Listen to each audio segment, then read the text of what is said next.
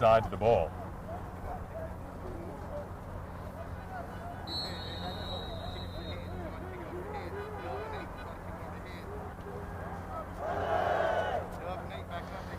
All right, Jason, let's try it again. Well, off we go once more from Detroit. It's a little squibbler, and this should set up Cass Tech in good field position. It will at their own 40-yard line. And now out comes the offense led by Sean Mumfield, the sophomore QB. Not the biggest guy in the world at 5'10", 173.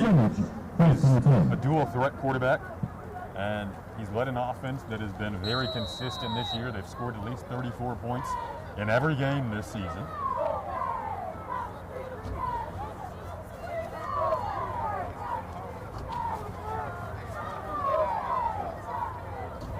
Cass Tech team at 7-0 on the year. They were set to begin the playoffs a week ago, but Edsel Ford forfeited due to COVID-19 related reasons. Now we get an early flag on the near side of the field.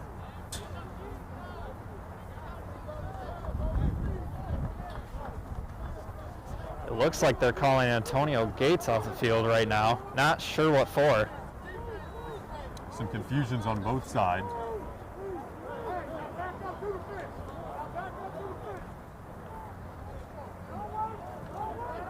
Fordson will make an early substitution. The game just getting underway. No score yet. This is the first play from scrimmage after an eventful start. It looks like there was a jersey issue from Antonio Gates, something with his socks the coaches went to once he got back to the sideline. The left-handed QB has the man on the first play of the game, already inside of the 30. Number 11, Joel Graves on the receiving end. Another guy that we'll see on both sides of the ball. The technicians from the Fordson, the 30-yard line. That sets up 1st and 10 for Cass Tech from the Fordson 30. Jason, that was one of the things we kind of talked about pregame. How long could this secondary hold up with this balanced offense of Cass Tech? And early on, a rough start to say the least. A quick 30-yard gain promptly gets us underway. And Chase, as you mentioned there, the variety of receivers that the Cass Tech team can go to in addition to the running game poses a very heavy threat. They can rotate several backs in, and already seeing how comfortable Sean Mumfield has been throughout the season thanks to that offensive line that has a lot of size up front and can cause some problems today for the Fordson defensive line.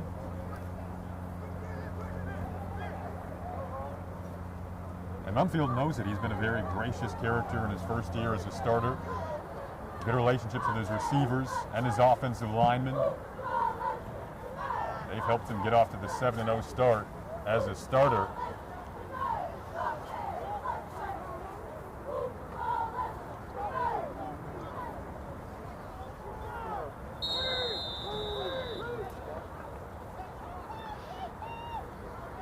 A little bit of confusion all over the place to start this game. A lot of the shotgun once again. He is comfortable again, going one-on-one into single coverage. That's broken up. Yeah, well covered back there. It looks like the pass came in just a bit late. Wide receiver couldn't go much farther than the end zone. Omar Nishal was the defensive back. Looking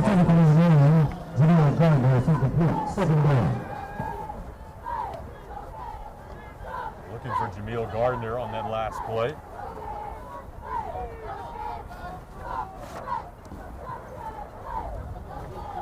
Guy who has a lot of speed, Jameel Gardner.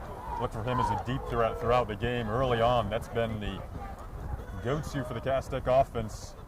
Once again, it's 4 receivers on the field, but flags go flying prior to the snap, and this time it appears to be on Cass Tech. Big ball foul, false start, there'll be a 5-yard penalty against the technicians. A 5-yard false start penalty for Cass Tech. No score yet. 43 seconds into the first quarter. 11:17 to go in quarter number 1. No score. Now 2nd and 15 for the technicians at the Dearborn 35. 3 wide receivers lined up on the left, only 2 defensive backs. They go to the screen, and this time he has Kalen King. A lovely move from King, the Penn State commit, down inside the 15 and pushing tacklers to the 10. Number 2, Kalen King with the So a reception. 25-yard gain on 2nd and 15 will set up 1st and 10. Should be 1st and goal from the 10. Number 39, Mohamed Dabaha with the Mohamed Dabaha made the tackle tackle. for 14, but it's enough for a technician. First down. 1st and goal to goal Cass Tech from the 14 20-yard line. Expect to see a lot of those screen passes today, Jason. These wide receivers are so disciplined in their screen blocking, and they love to just get those little short passes out there and just let the wide receivers do the work. This time they go to the ground. The running backs are so powerful on this Cass Tech roster. Fordson's claiming that the ball came out. They think they have it. Still awaiting a signal. They do.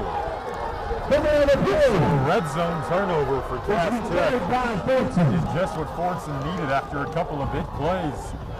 Fordson comes in here as the underdog today. If you're going to pull off an upset, a play like that certainly helps out early on. Absolutely. I mean, you already let off a 30-yard pass, a 25-yard pass. You're going to have to get a couple more of those today if you're going to keep letting up those passes. But early on, it is still 0-0. That was Alvin Hosendrove Jr., the senior running back, who will be charged with the fumble. Now it sets up Fordson on their own 5-yard line with 10:25 to go in quarter number 1. No score yet. And some frustration on the Cass Tech sidelines after they blow a golden chance to score. It'll be 1st and 10 for the Truckers with this coming from their own 5-yard line.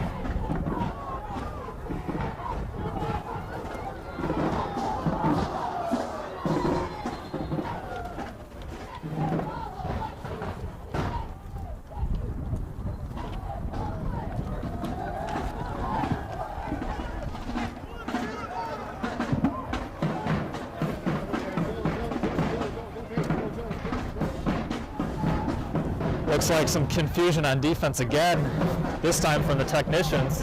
Made a couple late substitutions. So Fordson offense that has scored at least 27 points in each of their last 5 games. Team that got off to an interesting start. They lost their first 2 this year. An 0-2 start. Since then, they've reeled off 5 in a row to make the playoffs once again this year. It's 15th consecutive playoff appearance for Fordson, and it gets off to a nice start. Gates on the receiving end. Pass is complete. Number 7, Antonio Gates Jr. with the reception for Look for that name to be called. A big play to begin things. Alex Osman is the QB. Gates is certainly his top target.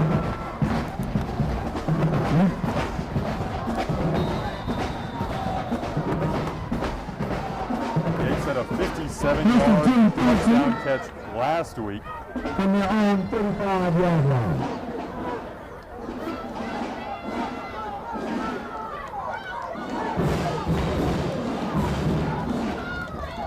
9:57 to go in quarter number 1. No score. 1st and 10 from their own 35. The Tractors move ahead for a gain of about 5. Travis Boston Jr. Travis Boston, the ball carrier for 14. Number 34. Boston had a rushing touchdown the first drive of the game a week ago.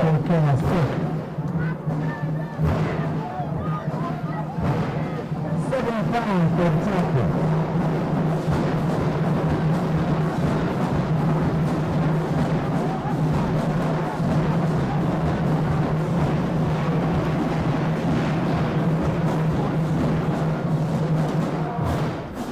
Brings up 2nd and 5. They go back to Boston Jr. But this time he's pushed back. It'll be about a loss of 2 on the play. Looked to be the same play they just ran. This time bottled up for a loss of a couple after a gain of 5. It's going to be 3rd and long now. Plenty of talents up front on the Cass Tech defensive line, as there is throughout the field. But that was Clarence Wilson on the tackle, the senior defensive end, a 3-star lineman. Offers from Colorado, Western Michigan, West Virginia. That's Andrews. Really an excellent athlete.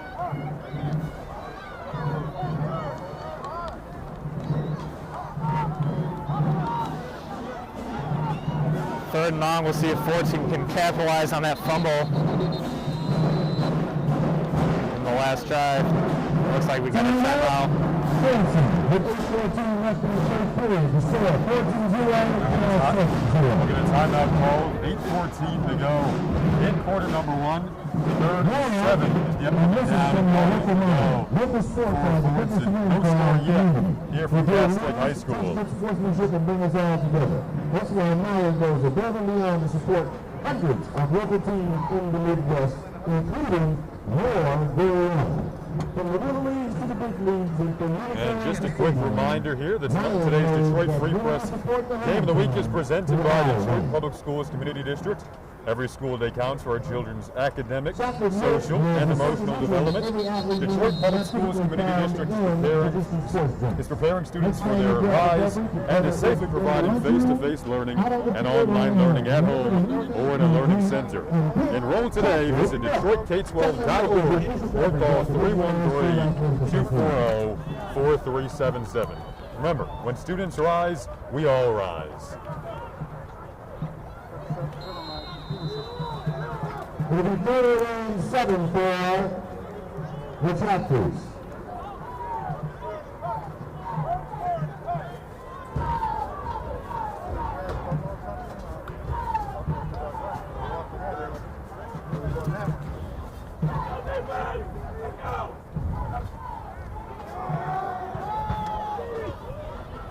Well, back to the air out of the timeout.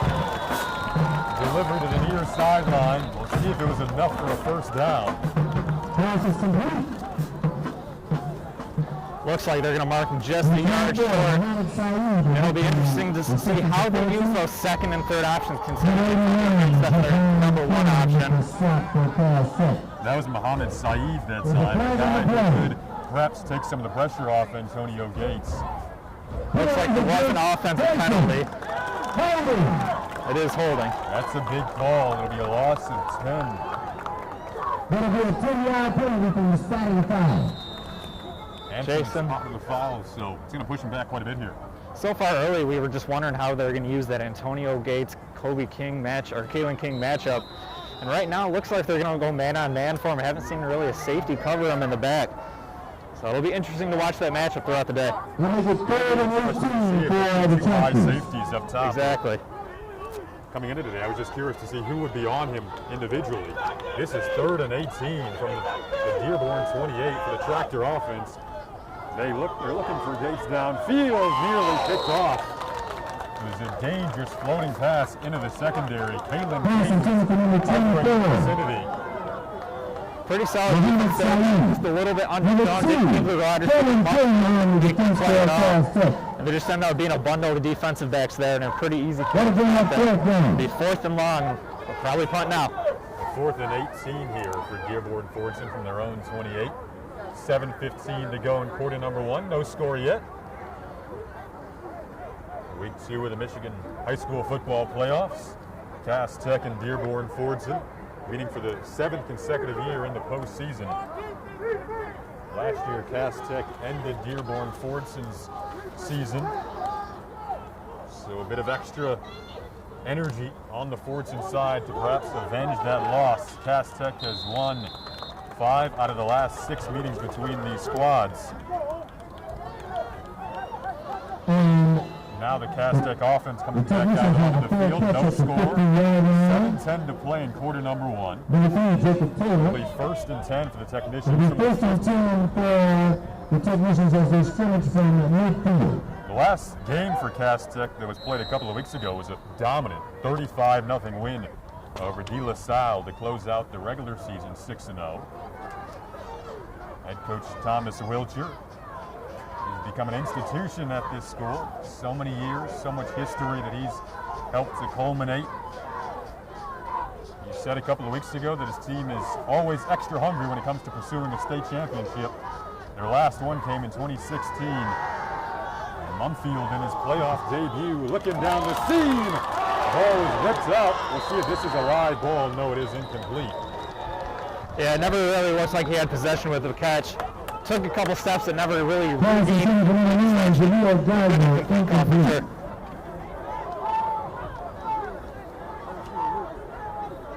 Really been attacking those vertical seam routes. 4 receivers often on the field for this Cass Tech team. Kobe King is the running back right now. He's also an inside linebacker. You can see his size there standing next to Mumfield. King is one of the seniors, the 3-star recruit committed to Penn State, along with his twin brother, Kalen King, who's typically on the field as a receiver. They do go to Kobe King, lunging ahead on 2nd and 10 for a minimal gain of about 3. With 6 minutes for quarter number 1. Kobe King, the ball carrier for Cass Tech.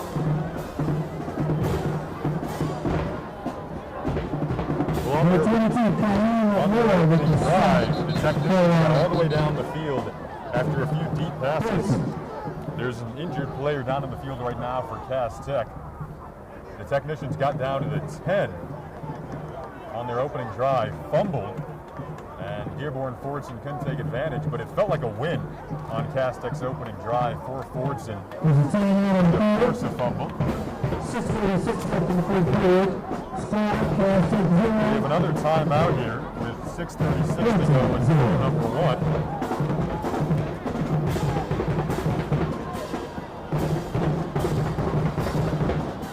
No score between these two sides.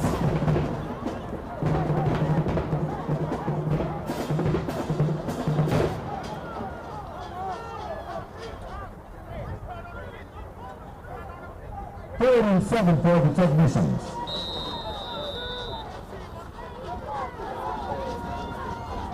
Jason, right now they got 3 wide receivers lined up to the right, but only 1 guy playing press right now. Likely see a quick pass out to the left, I assume. That's at the bottom of your screen. Mumfield looks that way. Chase, you're spot on. And it appears to be enough for a first down. Number 2, Kalen King with the That's reception. Kalen King, as we mentioned. And he gains enough yardage for a Technician first down. Off balance. But that was an interesting formation there defensively to not make an adjustment. Yeah, the King's really found the soft spot in the defense. 36-yard line. Pretty easy first down. Not a quick pass, but a wide open pass, and they'll keep moving along.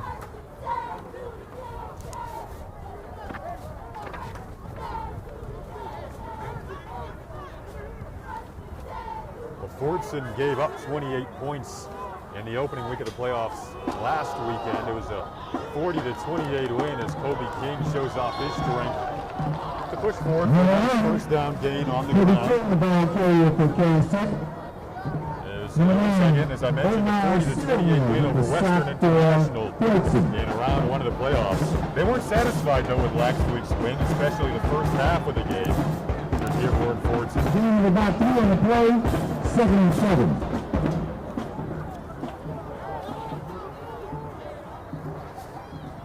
No score, 5:12 to go in the first quarter.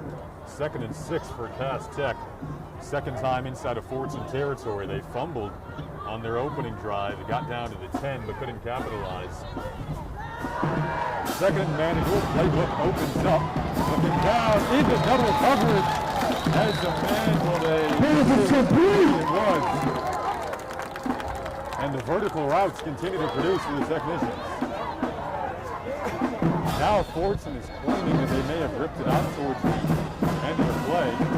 No signal from the Number 2, Kalen King with the reception. It is Kalen King, and it is a first down. It'll be 1st and goal for Cass Tech. It almost looked like the ball was under the First and goal to go, Cass a really Tech nice grab from the from something 35-yard line. defenders. So really nice catch there, considering the ball might have been underthrown just a tad. Yeah, 31-yard gain on 2nd and 6. Set Cass Tech up at the 5. With 4 minutes and 50 seconds left in the first period, the score remains Cass Tech 0.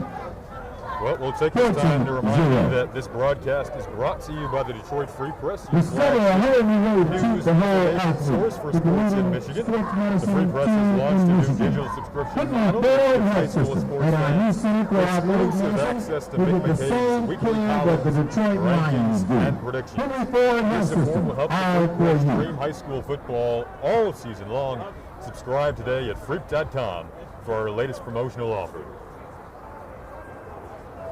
Well, second time now that Cass Tech has ventured their way into a first and goal situation. First time it didn't go so well. It's a turnover that's you can't afford in games like this if you want to continue to remain the favorite. Cass Tech is the favorite today. Fordson trying to pull off an upset. Again, these teams are meeting in the playoffs for the 7th consecutive season. Cass Tech won the matchup a year ago. Fordson Cass Tech from the Fordson 5-yard line.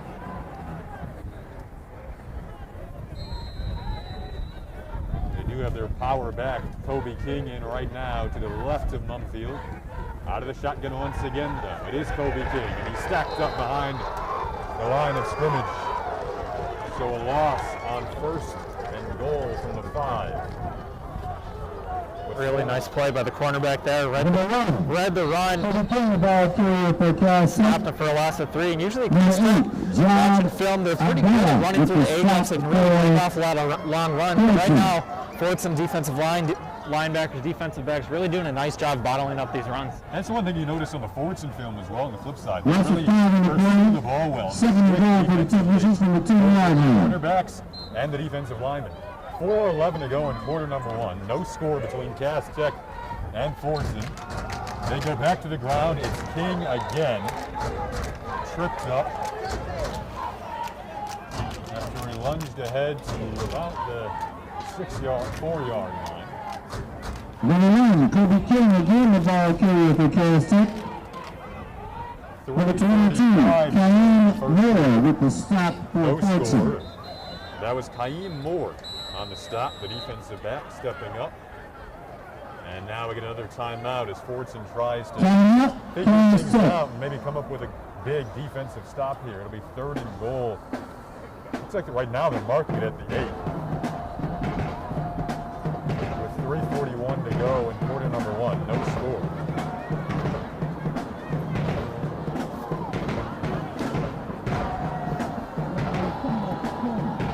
Head coach Faoud Zaban for Dearborn Fordson really made a nice impact on these players during his tenure. It's a Fordson program that has really been consistent, at least 8 wins in the last 5 seasons. 5 out of the past 6 seasons, I should say. Fordson went 79-29 in the previous decade. Cass Tech went an astounding 110-20 through 130 games from 2010 to the start of this season.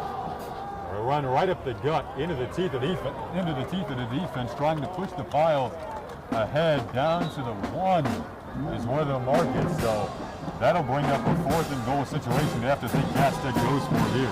Yeah, they've been running the ball somewhat well. They haven't really lost a lot of yards. Just be able to just run this one in on 4th and short. It'll be 4th and goal for the Technicians.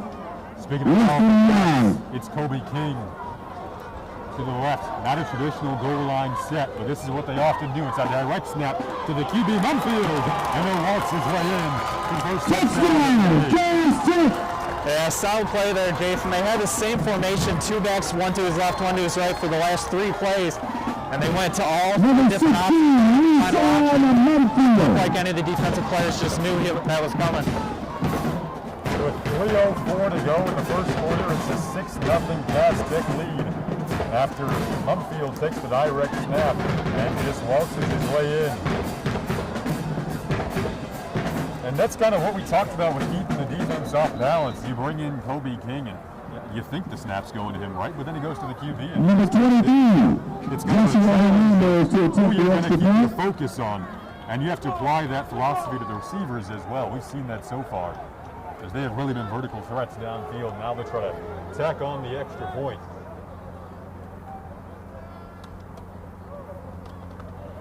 Kick is up. Kick is good. So 7-0 is the Cass Tech lead with 3:04 to go. With 3:04 left in the first period. The score, Cass Tech 7, Fordson 0.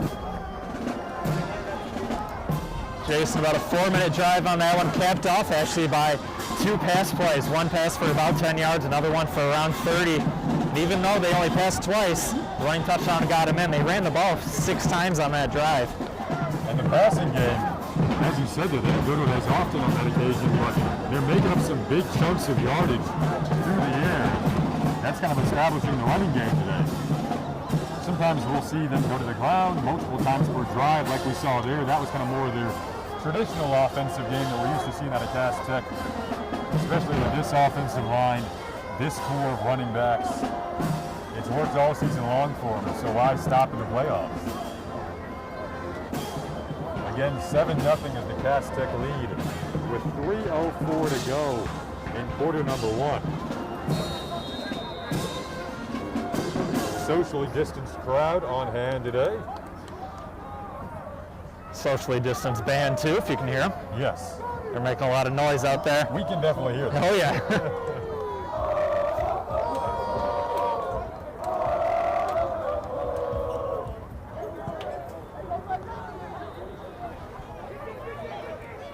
Antonio Gates Jr. on the return here. Has a bit of a gap.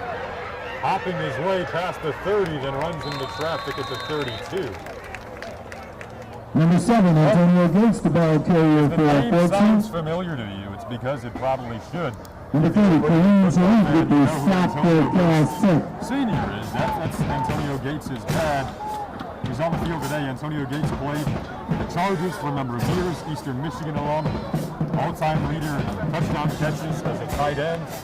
All-time leader with the Chargers in that It'll be first and 10 for the Chargers. His son, Antonio From their own Gates, 34-yard line. 5, a junior with already several offers from Michigan State, Arkansas, Buffalo, Cincinnati, Penn State, among others. Iowa State, really talented kid. We've already seen his impact so far in this football game. They go to the ground this time with Travis Boston Jr. We look for Gates' name to be called quite a bit this afternoon. Mentioned he's one of their deep Number 5, Travis Boston, the ball carrier for size. Fordson. Number 81, Javon Cannon with the stop for Cass Tech. Gain of about 5 on the play. 7-5 for the Chargers. That was a 5-yard run, so 2nd and 5 for the Fordson offense from their own 34. With 2:20 to go in the opening quarter, it's a 7-0 Cass Tech lead. They go back to the ground, and Boston Jr. crunched in the hole. Number 5, Travis Boston again, the ball carrier Picking up for enough for a Fordson. first down. Again, number 81, Javon Cannon with the stop for Cass Tech. But it's enough for a tractor, first down. Javon Cannon, the senior, making the tackle there.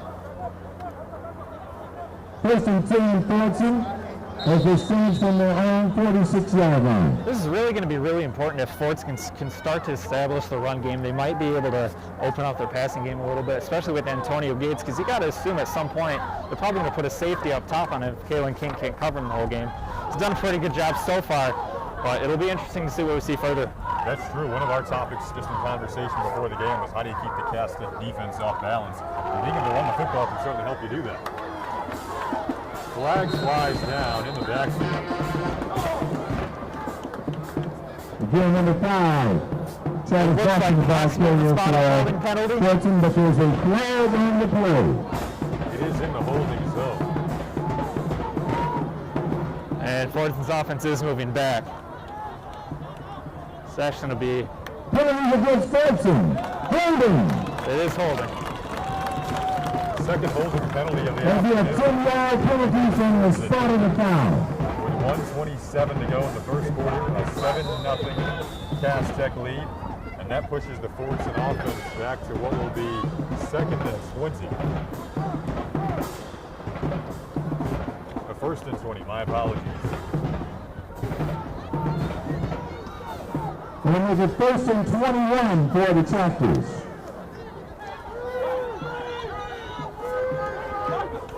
Gates not currently in the game right now. They stack up the left side of the offensive line. Now they'll bring the running back in motion. They go to the ground By a little trickery, Travis Boston Jr. faked as though he would take the handoff, and then Keem Moore took it. One of another backs in their rotation.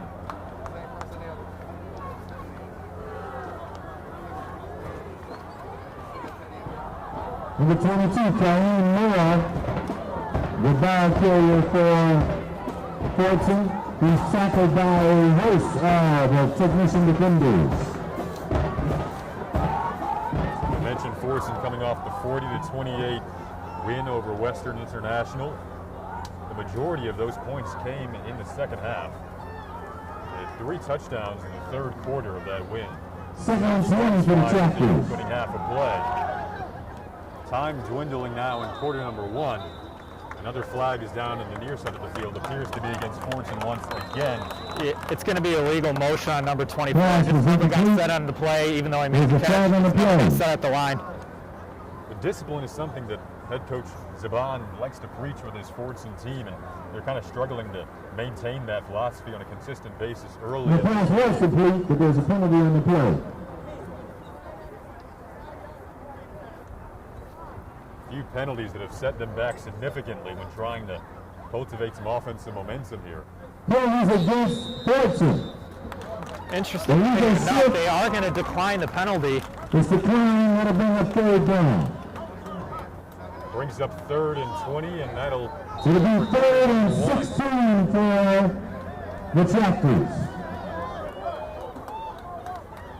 Up 7-0 in favor of Cass Tech after one That's quarter of the end of the first period. The score, Cass Tech 7, Fordson 0. It was a short-range touchdown scamper from LaShawn Mumfield, the QB, making his playoff debut today. Just a sophomore, 15 years of age, and he's responsible for the only score on the board right now. Again, 7-0 Cass Tech after one quarter of play here in Detroit.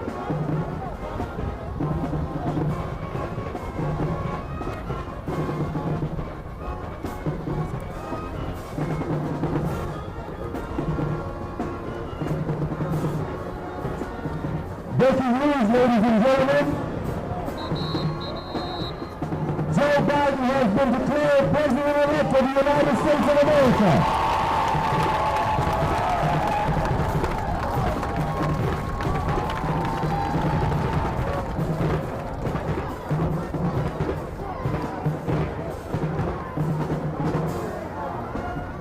Welcome back to the Detroit Free Press game of the week. Into the second quarter of play now.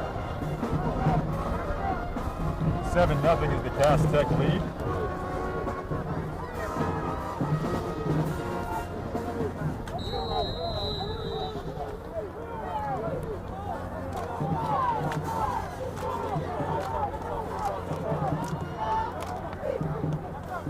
Fordson offense, it's 3rd and 21 here.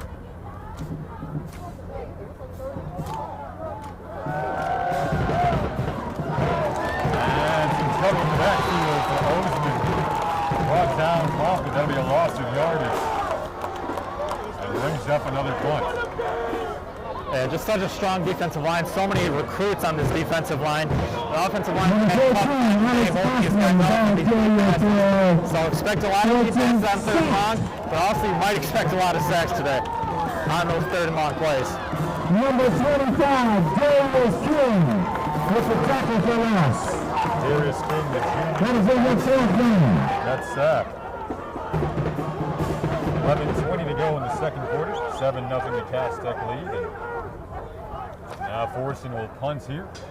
Pretty decent punts after a bobble. King calls for a fair catch. By number 2, King Back in the zone. the technician 30-yard line. So now once again, Cass Tech set up in pretty decent field position.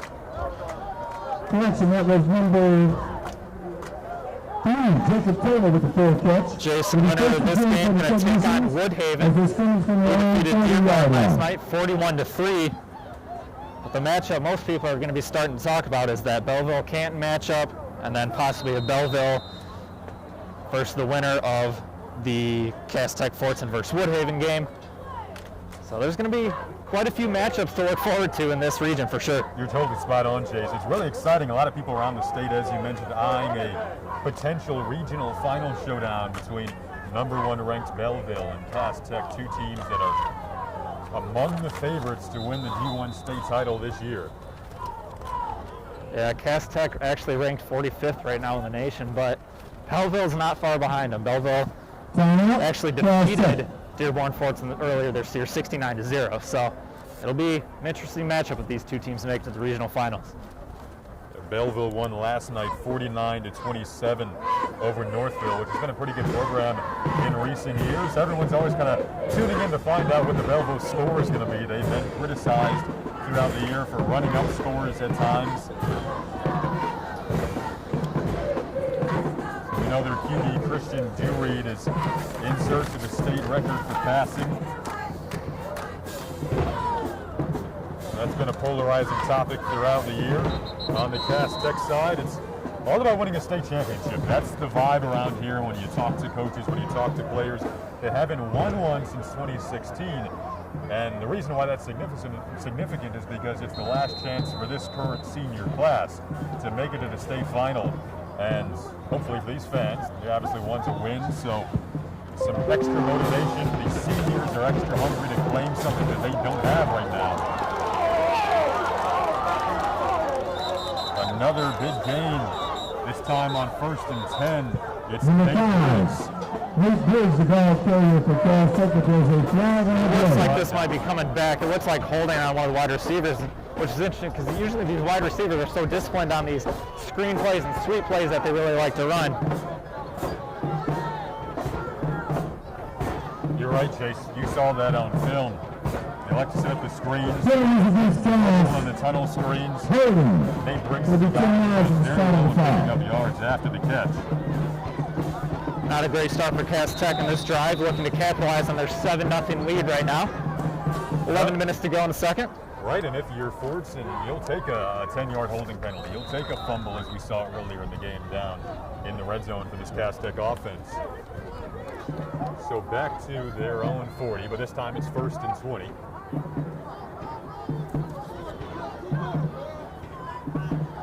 Out of the shotgun once again. They go to the ground and Nathan Hole opens up. This is a first down scamper on 1st and 20.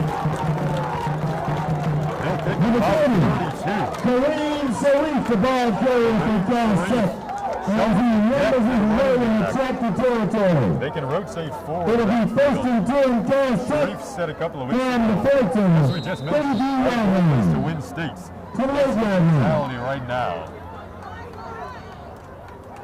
We were talking about on the first drive, Dearborn was pretty solid bottling up those runs, but we also know that Cass Tech can get a lot of those long 30-yard gains. I saw a lot of them in game film versus other teams. Right back to Sharif. Doesn't look like the fastest guy in the world, right? But he had a 48-yard rushing touchdown in the Public School League Championship against King. Again, number 30, Kareem Salif, the ball carrier for Picking up about 32 on the previous play to get Cass Tech 75, Jatan Medicine, it's a stop for Fordson. Gain of about 4 on the play, 76 for the technicians. They also have Kobe King. A few of their backs are more of the power variety as King is in the game now. 2nd and 6, so you can open up the playbook here and do just about anything. Fordson rushes forward, but Mumfield is very comfortable looking to the end zone. Out of the reach of his intended target there. Looked like it was Caleb Davis in the corner of the end zone. Pass intended for number 11. Yeah, pass just a little bit overthrown. The wide receiver didn't post out inside and then went to the corner route in the corner of the end zone. Fortunately, just a little bit out of reach. 9:29 to go in the second quarter. 7-0 is the Cass Tech lead. That incompletion brings up 3rd and 6 from the Fordson 26.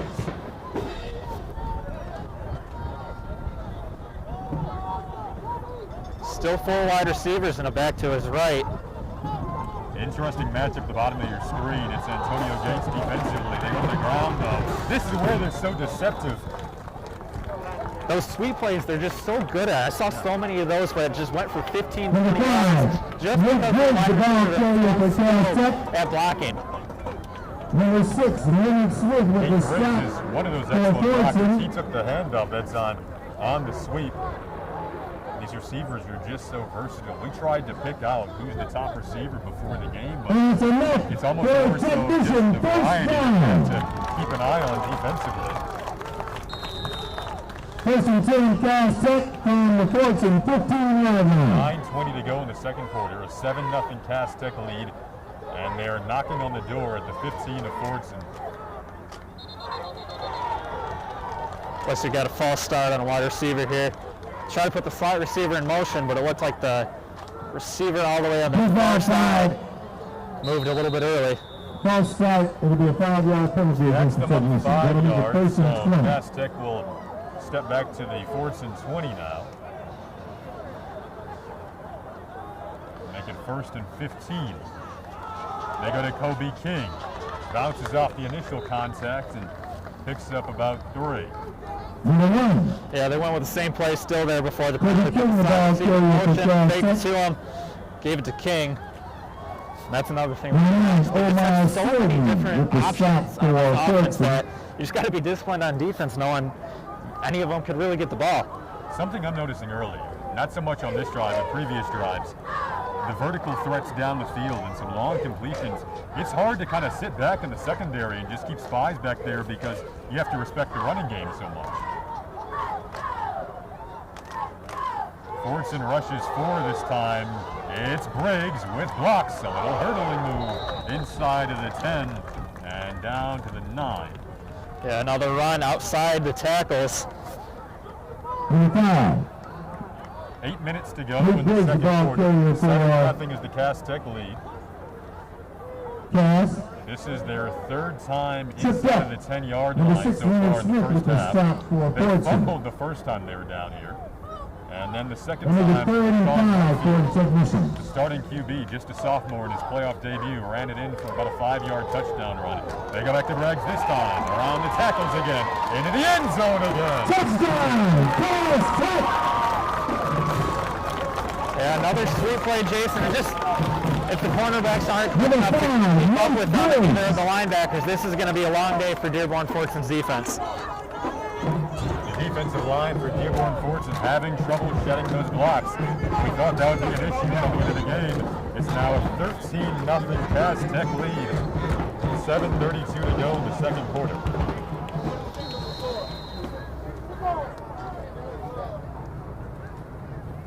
Number 23, Joshua Hernandez with the extra point attempt. Joshua Hernandez, the first-time All-City kicker, and to attempt the extra point. Kicker is good! Now 2 for 2 in that category, so it's 14-0 in favor of With 7 minutes and 32 seconds left in the first half. In the second The quarter. score, Cass Tech 14, Fordson 0. Take this time to remind you that tonight's Detroit Free Press Game of the Week is presented by Detroit Public Schools Community District. Every school day counts for our children's academic, social, and emotional development. Detroit Public Schools Community District is preparing students for their rise and is safely providing face-to-face learning and online learning at home or in a learning center. Enroll today. Visit DetroitK12.org or call 313-240-4377. Remember, when students rise, we all rise. Antonio Gates Jr., the son of Antonio Gates, former Charger, 8-time Pro Bowler, back to return this kickoff. It's a 14-0 lead for Cass Tech with 7:32 to go in the second quarter.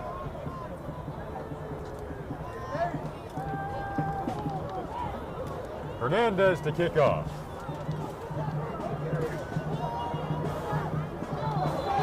And went out of bounds. There's a flag on the play as well. Just kind of a mental mistake there by the man. It looked like he tried to pick up but he just decided to come quickly. And he made the last effort to take the return, but stepped out of bounds.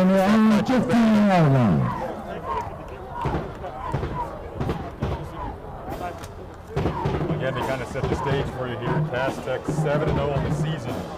They were set to play last week, but Edsel Ford forfeited due to COVID-19 related reasons.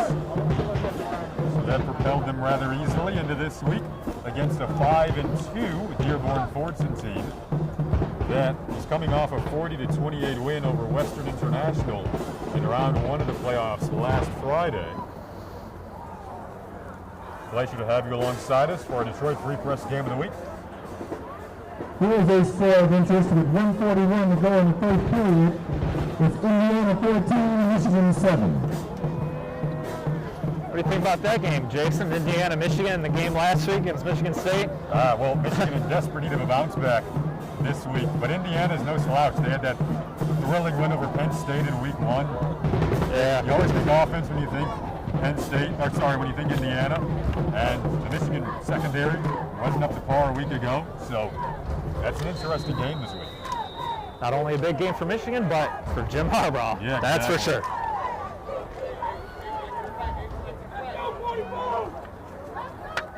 Well, Alex Osman, the QB for Fordson, looking to get his team some breathing room. They start from their own 5. A little pitch to Gates Jr. Gets around the blocks, finds the sideline.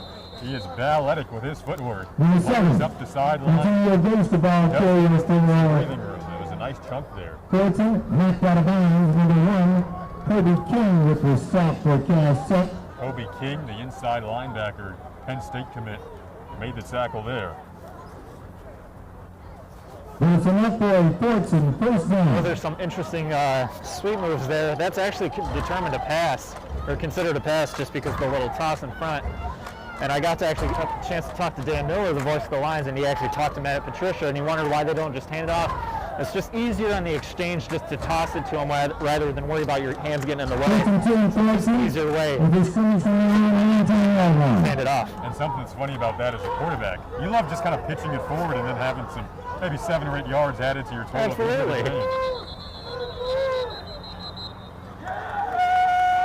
Timeout called here by Dearborn Fordson. 7:21 to go in quarter 2. It's 13-0 Cass With Tech. 7:21 left in the first half. The score remains Cass Tech 14, Fordson 0. The technicians have really controlled the tempo of this game so far. Dearborn Fordson have hurt themselves with penalties on offense. 3 holding penalties so far, and that's really derailed their drives. And then on the flip side for Cass Tech, their offensive line, as we thought coming into the game, has had an immense impact on their success. The Tractors just have not been able to shed the blocks when they've been on defense. That's opened up some gaping holes for the running game. That's going to be a challenge for any team that faces Cass Tech in these playoffs. Obviously, the technicians have aspirations to get to Ford Field, and not just Ford Field, but they want to get to the final, and they want to win it. And honestly, this year, nothing less than that would be successful in their minds. Went 7-0 this season, did the technicians. As I mentioned, they went 110-20 in the previous decade. Kind of illustrating the success of this program historically, dating back many decades. They produced deep Division I talent seemingly year in and year out. We might have another flag here on Fordson again. It's a Fordson team that's built up consistency of their own. This is a 15th consecutive playoff appearance dating back to 2006. Program with at least 8 wins and 5 out of the past 6 seasons, but the consistency hasn't been there today from a discipline standpoint. Penalties against Fordson. Antonio Gates off the field again. Interesting how often we've seen him on the sideline, considering he's going to be their threat if they want a chance to win this game. That was the 1st and 15 run for the Tractors after they got out of their own, being backed up against their own goal line. Now they're pushed back inside of that territory. Number 22, Colleen Moore, the ball carrier for Fordson. 12. Number 34, Clarence Wilson with the stop for Cass Tech.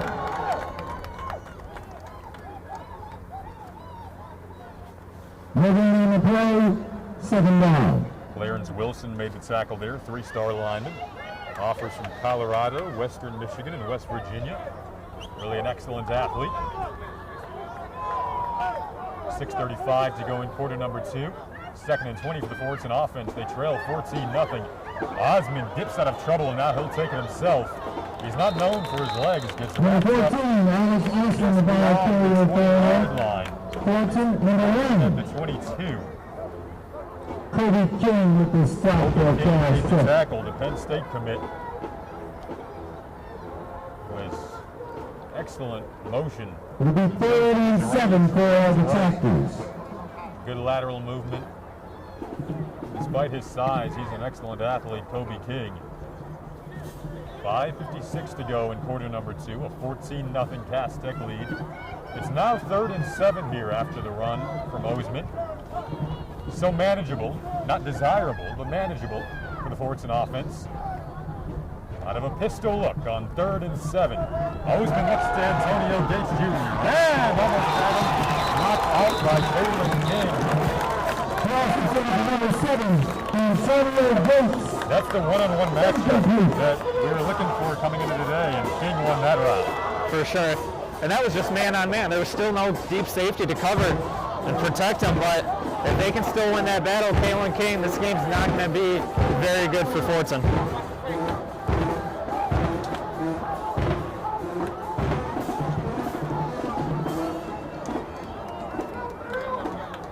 So 5:36 to go in the second quarter now.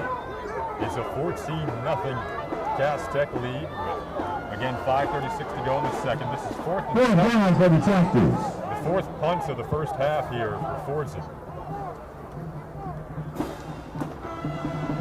King is back to return. He'll watch this one float over towards the sideline. And the Fordson punt steals out of bounds at the 48-yard line, where the technicians will scrimmage first and 10. A lot of little skirmishes here early in the first half. Playoff intensity. Oh, yeah.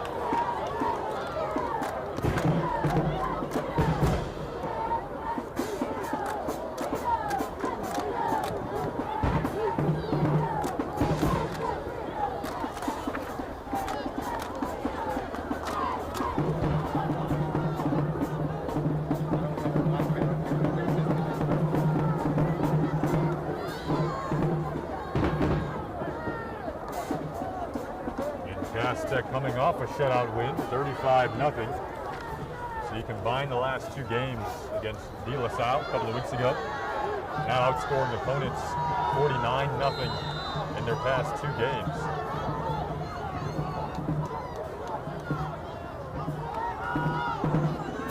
Back to the ground they go.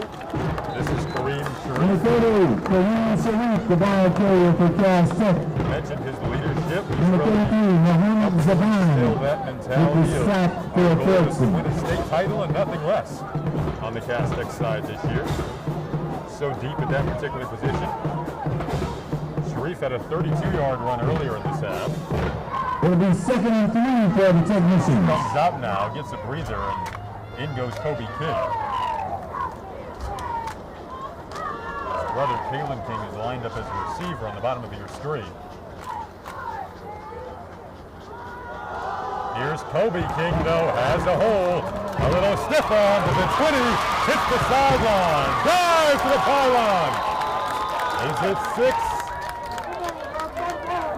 Still awaiting the signal. They might mark him short. Number 1, Kobe King, the ball carrier for Cass Tech. So King wanted the touchdown, but they're going to mark him just And he short. stopped at the 1-yard line. 1. It'll be first and goal to go Cass Tech Make it a from the 30. 1-yard line. It looked like it was actually supposed to be a run, like right up the middle between one of the A-gaps, and somehow Kobe found a huge hole on the right side and just used it to his advantage. Not a lot of teams at the high school level have the offensive line depth and talent and size and pedigree that Cass Tech has up front, blocking for Kobe King. They're up 14-0, looking to make it 20-0. A little one-on-one battle in the end zone. That appears to be out of bounds. Catch was made by Kalen King, but he was certainly. Pass was incomplete, but there's a flag on the play. Flag also came in the backfield. one of those reasons they are able to run the ball so well on this offensive line is Raheem Anderson. He's not committed anywhere, but he's got a lot of offers. LSU, Kentucky, Louisville, Nebraska, part of his offers. Michigan also extended an offer. Number 3 center in the country. Penalty against Cass Really Tech. helps make this a balance. Illegal formation, that'll be a 5-yard penalty. It is an illegal formation, so a 5-yard penalty for Cass Tech. Looks like a little bit of confusion on why it was illegal formation.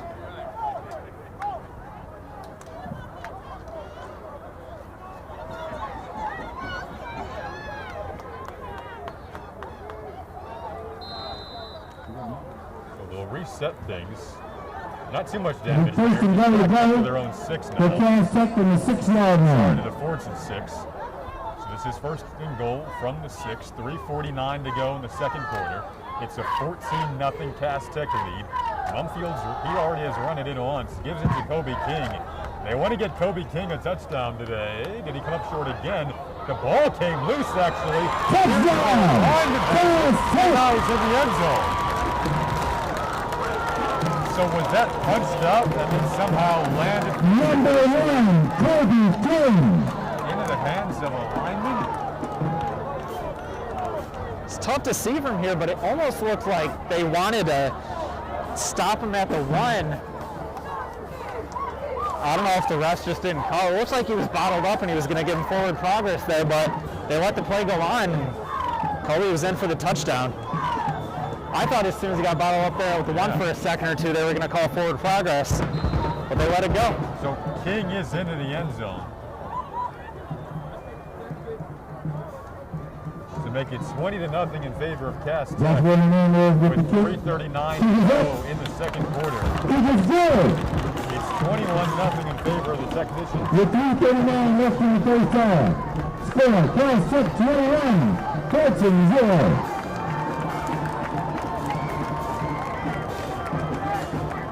I've been telegraphed there was a fumble on that last play, but So- number 68, Masai It Reddick, was popped out. scores a touchdown for Cass That's what I Tech. thought happened.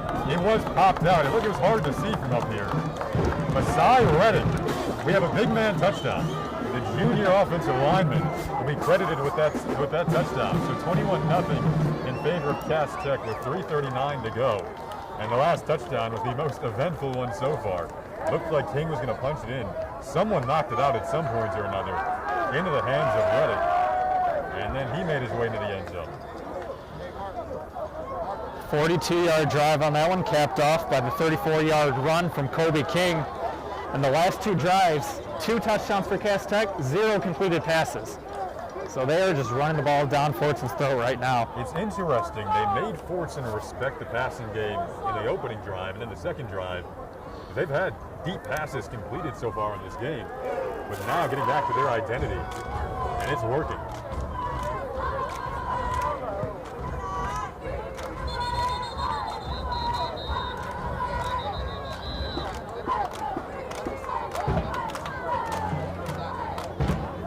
Might redo the kick. Looks like maybe the refs weren't ready.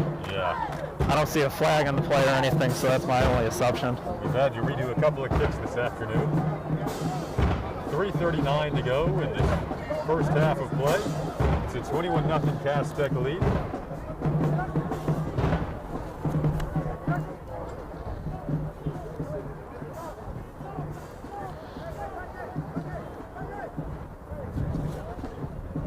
And when I say 0 incomplete passes on the last 2 drives, I don't mean that to say they haven't completed a pass and they're only 0 for 1. They actually completed 1 pass. That was called back from a holding penalty.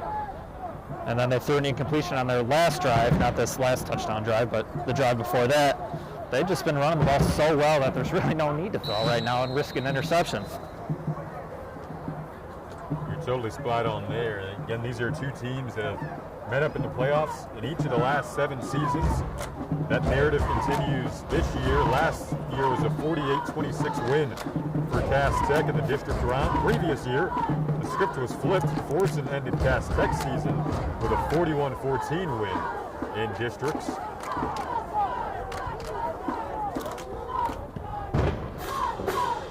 So far, the Technicians are playing their brand of football. I think Gates Jr. accidentally took a knee there. Flags come flying out towards the end. The Kansas State kickoff was jammed at the 20-yard line, but there are multiple flags on the play. Looks like there might be a personal foul on Fordson. It looks like a late push after the play. And Mohammed Saeed was in there. Tempers have flared up a few times. Penalties against Fordson. Personal foul on sportsmanlike conduct. There are also penalties against Cal Tech. A personal foul for unsportsmanlike conduct. Those penalties were offset. So offsetting unsportsmanlike conduct penalties. It'll be 1st and 10 for the Tractors That's an area as they where finish from their own 20-yard line. Dearborn Fordson will probably eat into his team in the locker room in that particular category. 3 different holding penalties. Unsportsmanlike conduct is something he really doesn't let fly. And it's derailed their offense. They haven't really had good field position all day. Once again, starting at their 20 with 3:36 to go in the second quarter. It's a 21-0 Cass Tech lead on their home field. Beautiful day for football. It's 70 degrees, unseasonably warm. Here's Osman. It's a nice day for the passing game.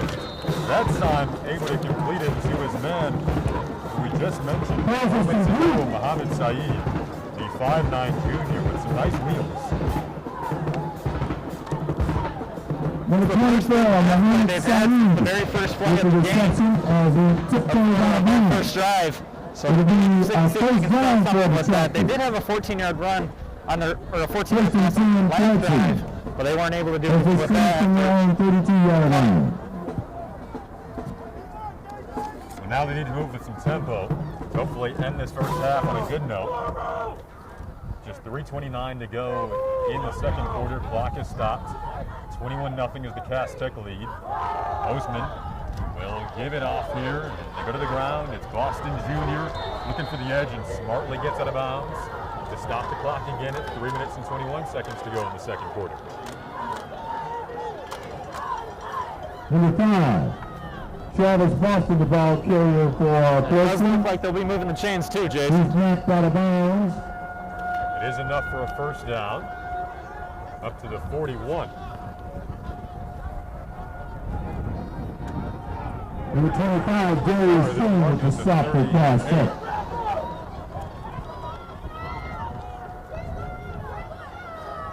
On 1st and 10, back to the ground they go. And Boston Jr. ran into a host of black jerseys. Again, number 5. City alarms going Travis off at Boston, the the ball first carrier 1 o'clock, for Jason. Fordson. Number 25, Darius King with the stop for the technicians.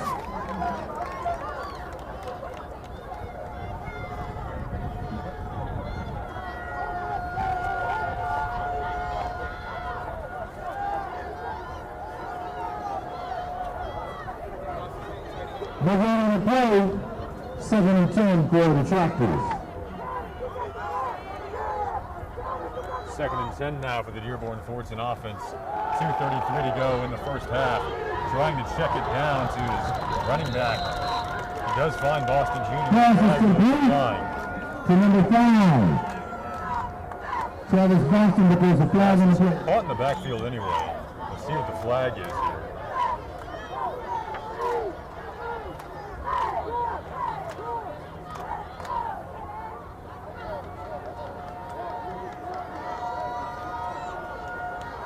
Still no signal yet.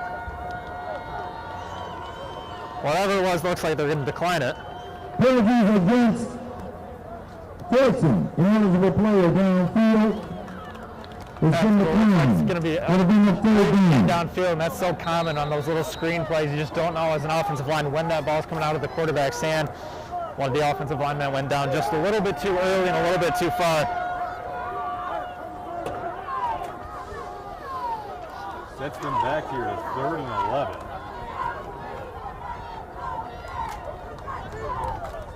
Ball is on the 37 of Dearborn Fordson.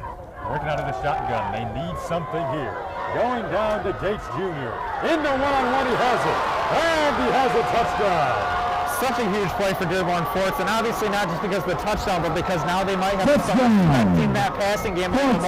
Maybe put a safety up top, but we're still going to see that match a lot more often today. That's what they wanted. Gates Jr. in one-on-one situations. They find it, and it's now a 21-6 Cass Tech lead with 1:54 to go in the second quarter. Exactly what Dearborn Fordson needed there on a little 2-minute drill.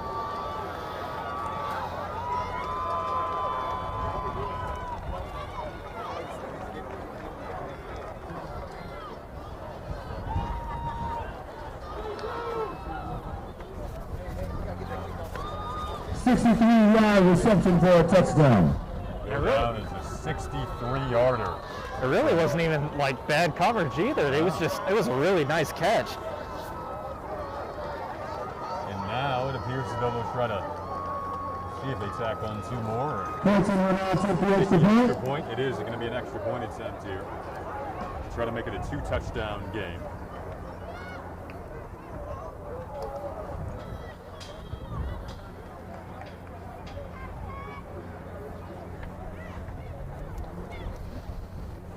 Kick is up. Kick is good. So it is 21-7. With 1 minute and 54 seconds left in the first half. With The score, Cass Tech 21, Fordson 7. Again, Cass Tech up 21-7 with 1:54 to go in the second quarter after the Dearborn Fordson touchdown. Their offense had struggled mightily prior to that series. Perhaps, though, that's the momentum they needed. The energy boost they needed, as Chase mentioned, to maybe make Cass Tech respect that passing game a bit more. They definitely need to stop here too on this next drive. They do not want to go into this halftime down 28-7, that's for sure.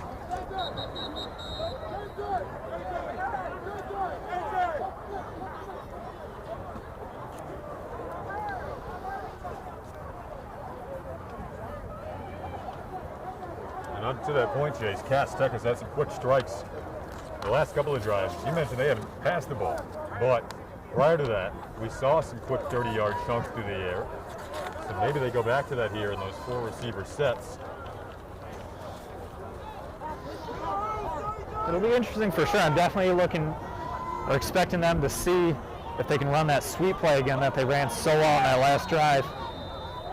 Because if Fordson can't stop that, Wow. you might as well run that the whole time. Exactly.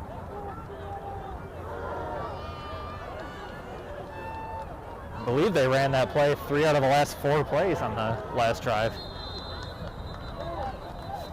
Well, their running game can almost be equivalent to that of a passing game when you think about the chunks that they can get on the ground. No kidding.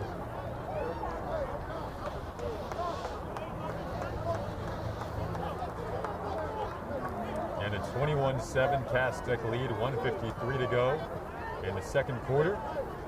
Pleasure to have you with us alongside for the playoffs. It's an ideal 70-degree day, unseasonably warm here on November 7th.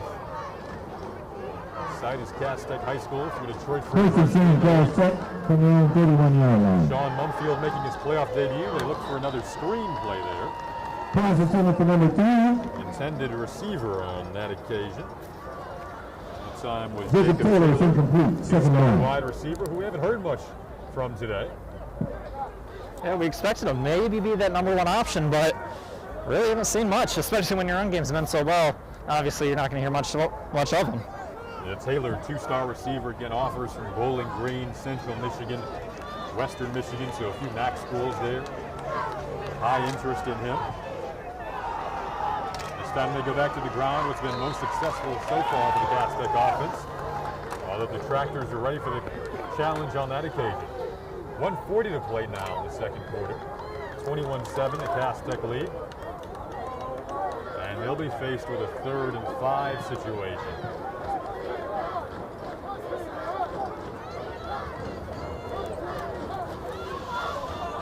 Same formation, 3 wide receivers out to the right.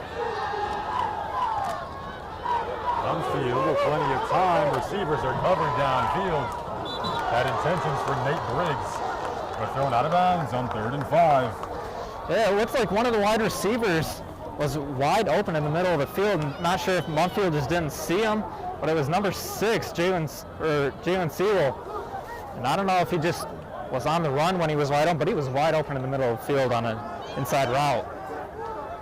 A nice 3 and out there for Dearborn. I believe it's the first of the day. First 3 and out so far the afternoon for Cass Tech.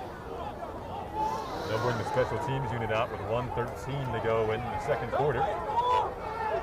So 21-7, 2-touchdown lead for Cass Tech. Fourth down. Hernandez out to punt. And back to return at his own 30 here is Mohamed Saeed. This is going to take a Cass Tech roll. A beautiful punt, settles down at the 9.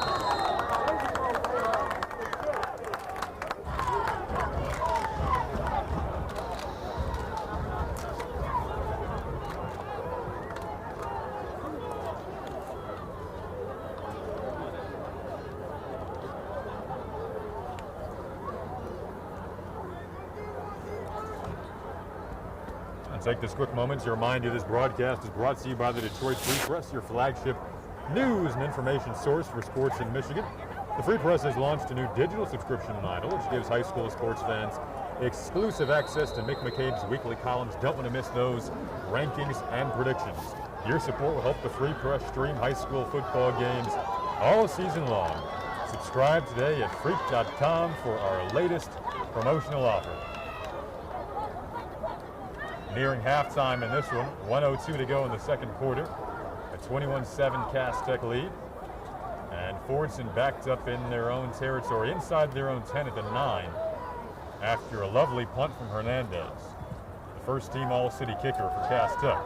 Bozeman hit from behind. Is this a fumble? It is.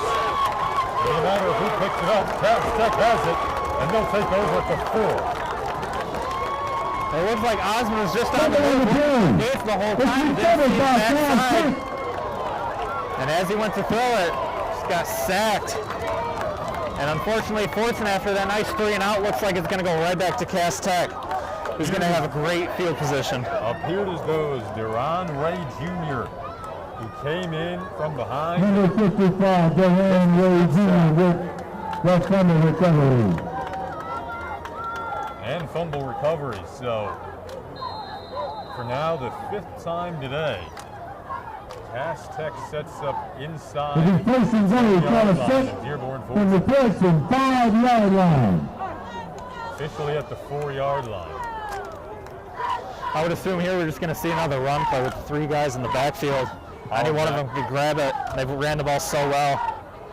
Kobe King was in, along with Kareem Sharif. They gave it to Sharif, that's on. They're going hurry-up offense here. Yep, clock is ticking with 40 seconds to play in the first half. Gotta think they're just gonna run it right again. Fordson expecting that, and King gets cut down.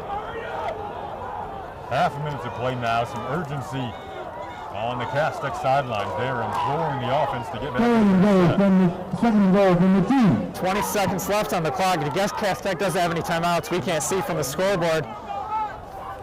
And they stopped again. Just 12 seconds to go. This is a big moment in this football game. Cass Tech was set up at the 5. Clock is still ticking. They just stopped the clock. It's 7 seconds. Fordson line going crazy. Fordson thinks the clock should be ticking, so does the sideline. They are irate on the Fordson sideline. There's a coach out at the 30-yard line, almost 30 yards on the field.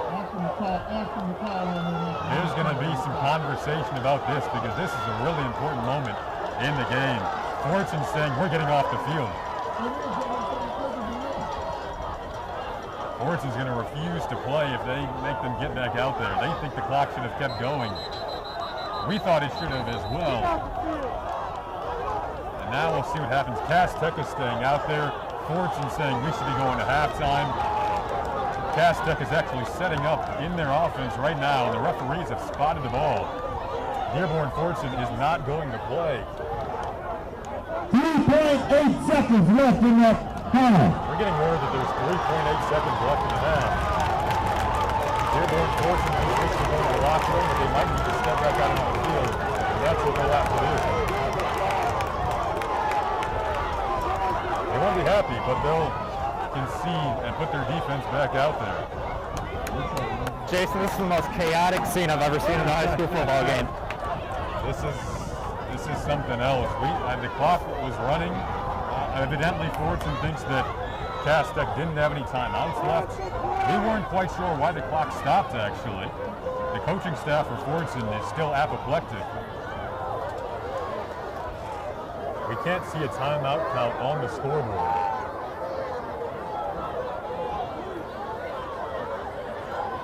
The score is 21-7 in favor of Cass Tech. Big moment here because it would remain a 2-touchdown game if that clock didn't stop. And it's now 4th down. Offense and defense set like they're about to run the play, but I still see none of the refs are set, and the ref's still talking to a coach right now. So this could be a little bit longer before we figure this out here. We're seeing just 3/10 of a second on the scoreboard. I believe it's supposed to be 3.8 is what they announced on the PA. We did hear 3.8 moments ago, so we'll see if it is reset to that. If not, we'll go with 3.8 seconds to go in the second quarter. This is going to be a big play here if Cass Tech ends up scoring. I think Dearborn will be even more irate than they were just a second ago. Sorry, Chase. It's 4th and goal from the 5. Cass Tech, if they were to add 6 on here, they would make it 27-7. Right now, it's 21-7. They went 3 running plays in a row. We'll see what they do here if they decide to throw now. Once again in that shotgun formation with 3.8 seconds to go.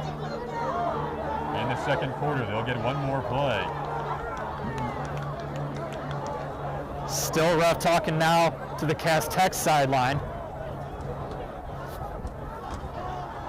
I believe what's got to happen is they got to put the 3.8 seconds back up on the clock, and they have to start the running clock. The clock should have never stopped.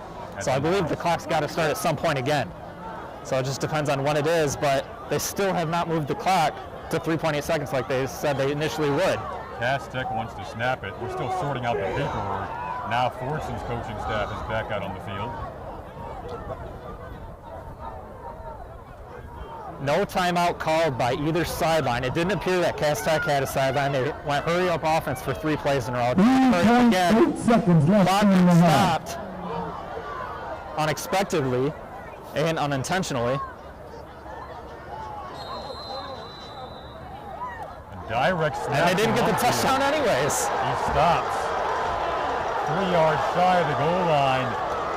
So the Dearborn Fordson defense faced with some adversity, and they answer the bell. Score is 21-7 in favor of Cass Tech.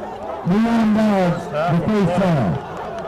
With the score. What a huge momentum point for Fordson sideline, though. They are hyped up now after that 4 runs in a row that were stopped. Coaches are jawing at one another.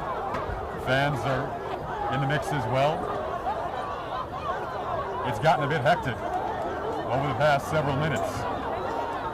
The referees are trying to get it under control. Emotions are high. It's playoff time. Cass Tech up 21-7 after the first half of play. You're watching the Detroit Free Press Game of the Week.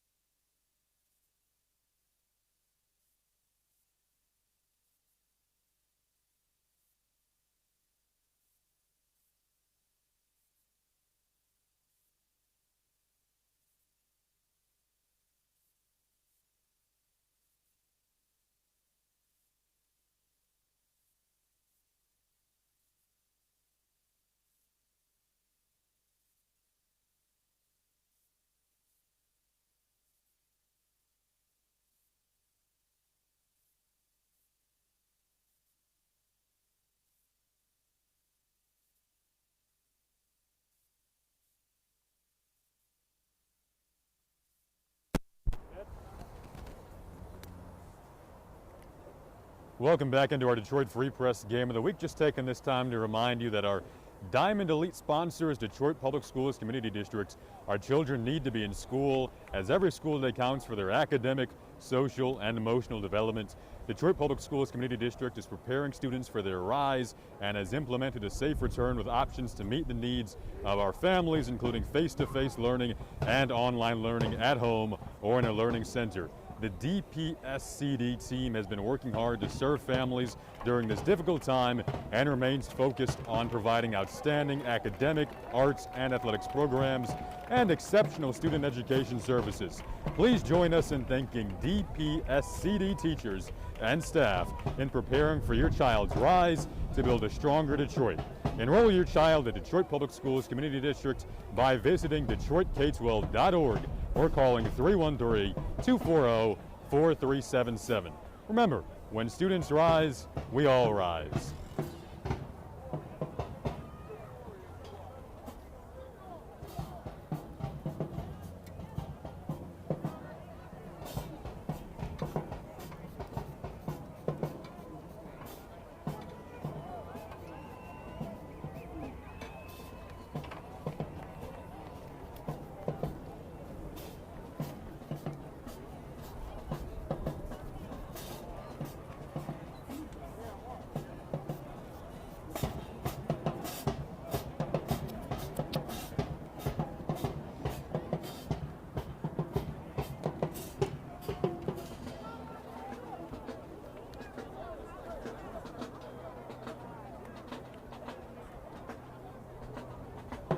Well, welcome back into our Detroit Free Press Game of the Week. It's a 21-7 Cass Tech lead after one half of play.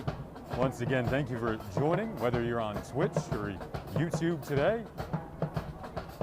Playoff matchup between a Cass Tech team that went 7-0 on the year, 6-0 in the regular season, I should say, 7-0 after last week's playoff win by virtue of a forfeit from Edsel Ford.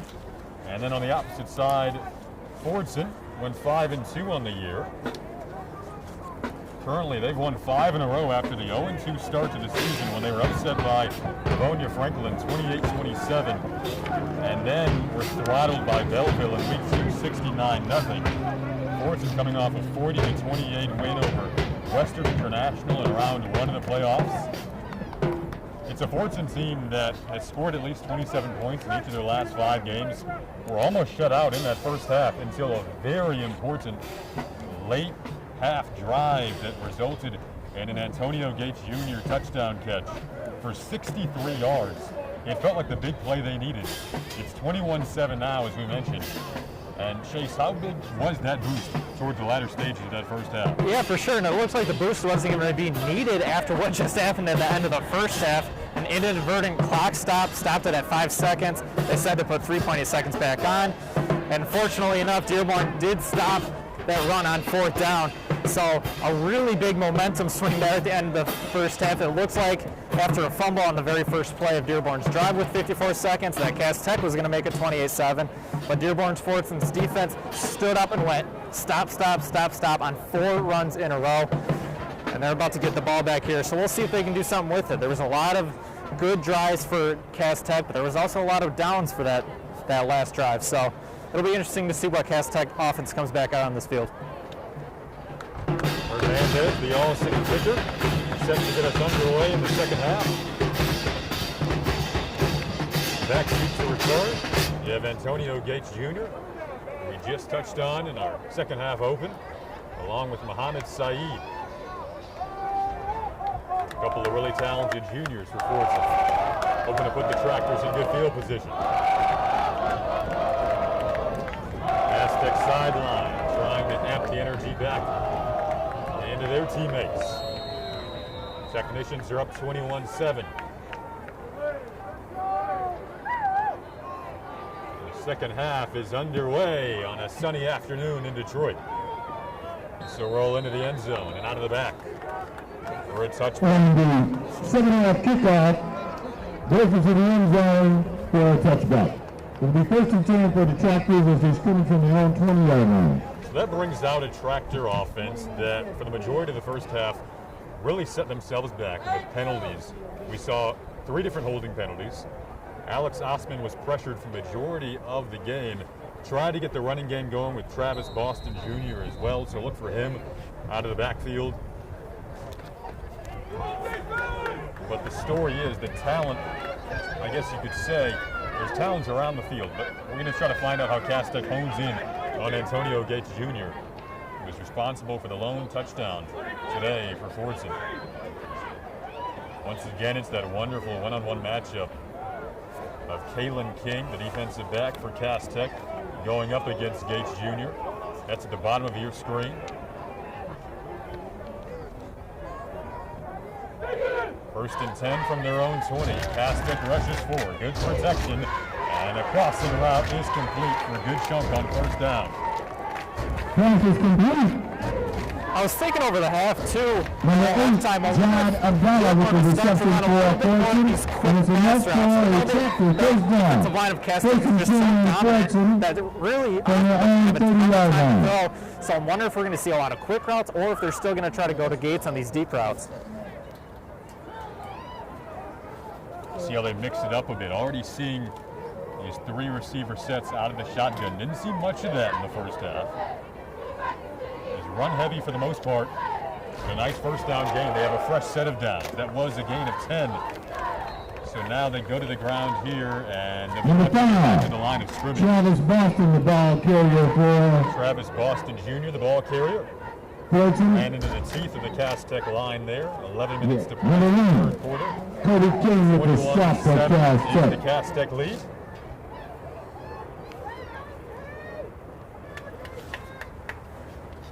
Gain of about 3 on the play, 2nd and 7 for the Tractors. Cass Tech is 9-4 all time against Dearborn Fordson. So now we got 2 wide receivers out to Osman's left. We do have 3 defensive backs out to the left, so I'm wondering if they're going to start to double team Gates a little bit more here. They go to the ground, and Cass Tech ready once more. Nothing Number doing that 5. time. Travis Boston, again the ball carrier for Fordson. Walker He's tackled by a laboratory full of technician to defenders. go in this third quarter. A 21-7 Cass Tech lead. That brings up 3rd and 7 now for the Dearborn Fordson offense. I think you got to assume pass play here, considering they just went 3 yards and almost a loss of 1 in that last play. And it looks like they're going to send 3 defensive backs out to the right now on Gates' side. I felt like they would maybe go to the air on 2nd and 7, but the Cass Tech defense so disciplined. They did try to go to the ground, but this feels like more of an obvious passing down situation after a loss of 3. It's 3rd and 10. Osman steps up, hit as he throws, looking to the far sideline. They're in a one-on-one situation, but it's out of bounds, incomplete, and that should bring up a punt. So I mentioned 3 defensive backs on that right side. They actually ended up bringing one of those defensive backs to rush Osman. Pass was intended for number 22. Situations. Diane Miller, incomplete. First down for this Cass Tech defense.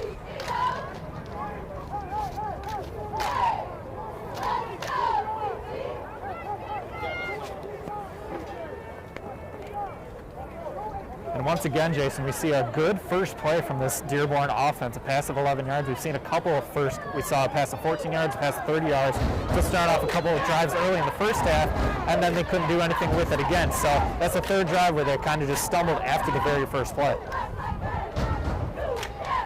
Brings up a punt. Both teams have been good in the punting game so far. Cass Tech, for the most part, has had the field position advantage. King had to hop out of the way there to avoid touching that. Yeah, scary play there. Not sure why I just didn't get out of And the Fordson punt is down at the technician 28-yard line. Close to call, The but Cass Tech will finish 1st and 10. Again, a 21-7 Cass Tech lead now. Their first offensive possession of the second half with 9:23 to go in the third quarter.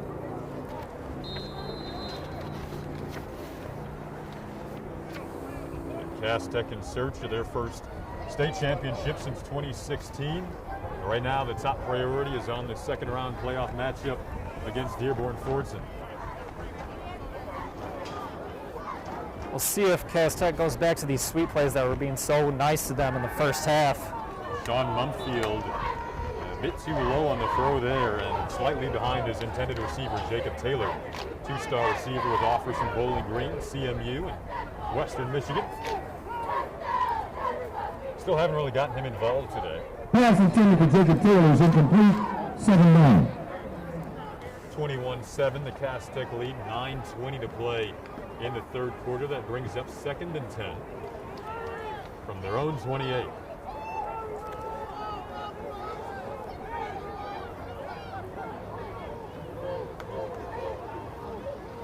Fordson has only forced 1 3-and-out today.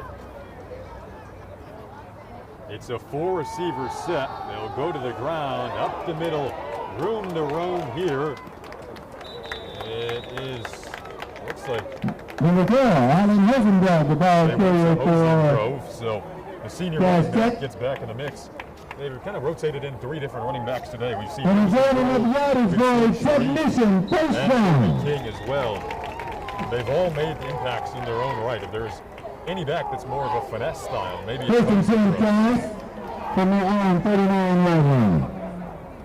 That was enough for a first down after the 2nd and 10 run. 8:40 to go in the third quarter. It's a 21-7 Cass Tech lead. Back to the ground. This time it is Kareem Sharif. He ripped off a 32-yard scamper in the second quarter, I should say. Number 30, Kareem Sharif, the ball carrier for Cass Tech. His offense in a Gain really of nice about 5 position on the play. with 8 Second to go in down. this third quarter of 21-7.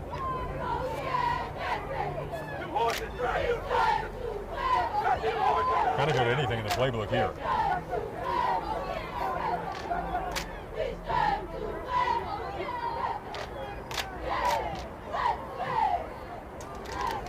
Man in motion, trying to run some deception. Back to the ground they go again. And this time it's bottled up promptly. Number 9, Kareem Sharif, the ball carrier for Cass Tech.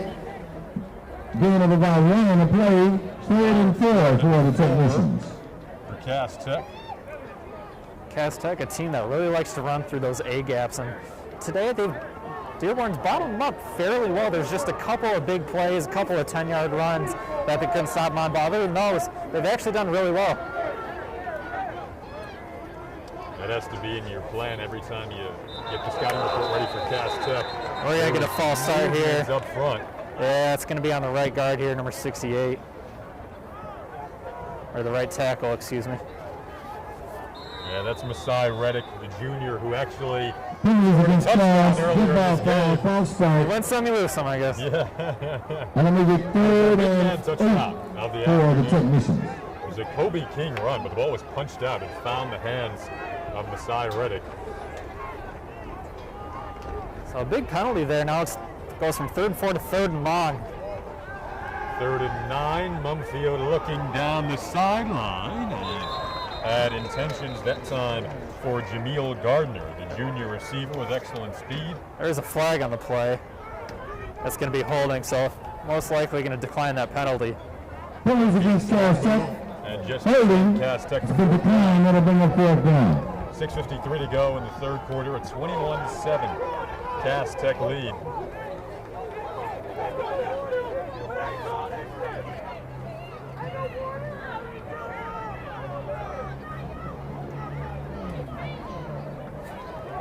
Fordson offense, we'll see if they can set up with some decent field position after an upcoming punt here.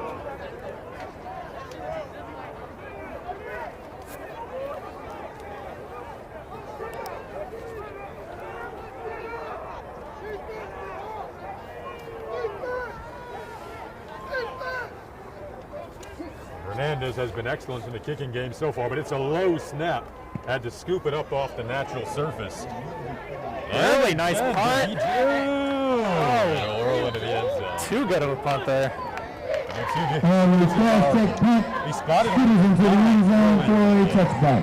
The Checkers will have a 1st and 10 from their own 20-yard line. So that'll bring up a 1st and 10 from the 20-yard line for Dearborn Fordson. 6:45 to go in the third.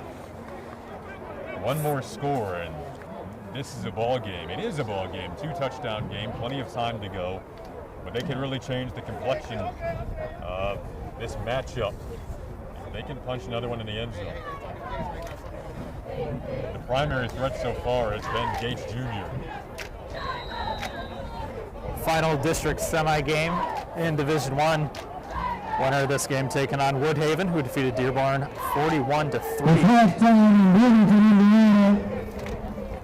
And the score is Indiana 24, Michigan 7. You mentioned earlier in the broadcast, one of the state's most notable programs, Cass Tech, everyone kind of eyeing a potential regional final showdown in Belleville. But at the moment, they need to take care of business against Dearborn Fordson. Now, Fordson hasn't been good when they've been backed up this deep in their own territory. They'll lose at least 4 yards there on first down. It's not a productive start to this drive.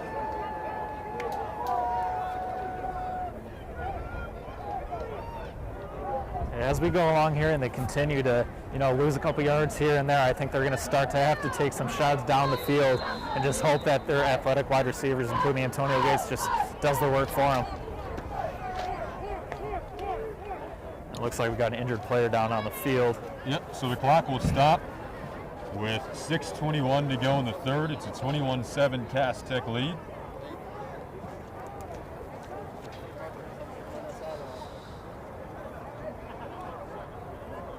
We'll take this time to remind you that today's Detroit Free Press Game of the Week is presented by Detroit Public Schools Community District. Every school day counts for our children's academic, social, and emotional development. Detroit Public Schools Community District is preparing students for their rise and is safely providing face-to-face learning and online learning at home or in a learning center. Enroll today. Visit DetroitK12.org or call 313-240-4377. Remember, when students rise, we all rise.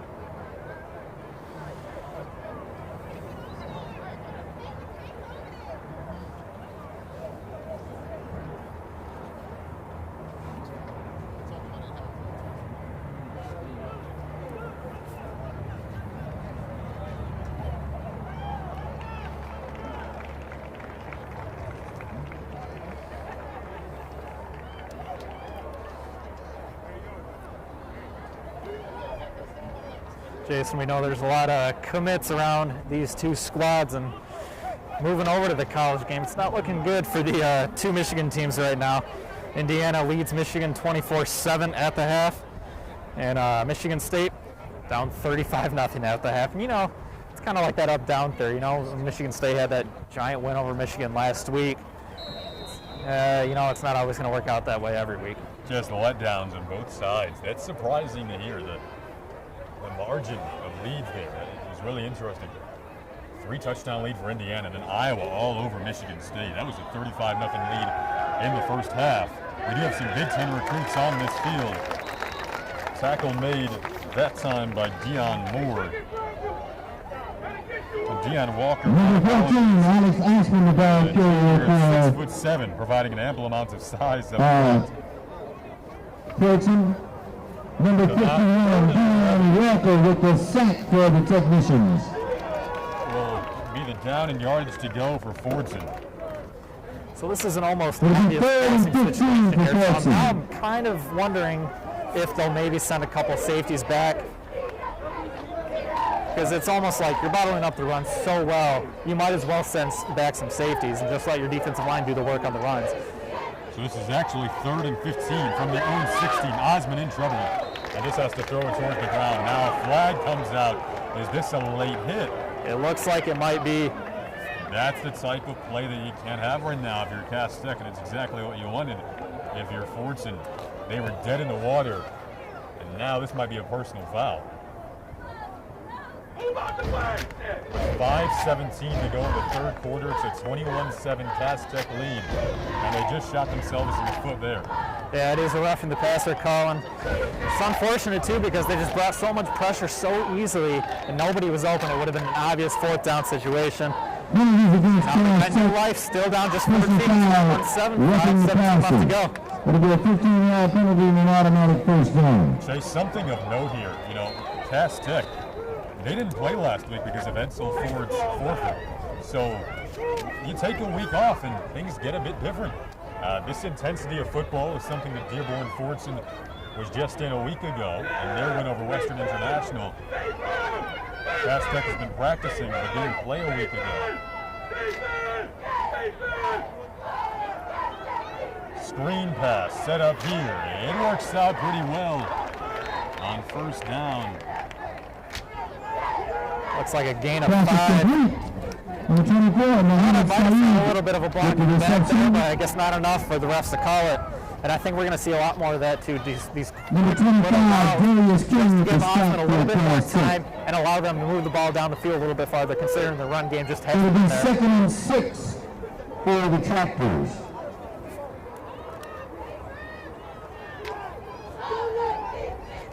That brings up 2nd and 6. These second and manageable situations have been interesting for the Fordson offense. What do they go to here? We haven't seen them target Gates recently in this 3rd quarter. They go to the ground and finding the edge with a nice block here up the sideline. Number 5, Travis Boston. Travis Boston.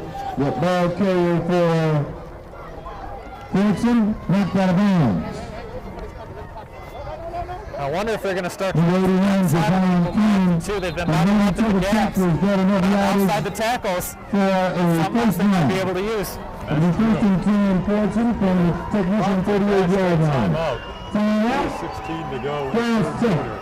A 21-7 Cass Tech lead. You're watching the Detroit Free Press game of the week.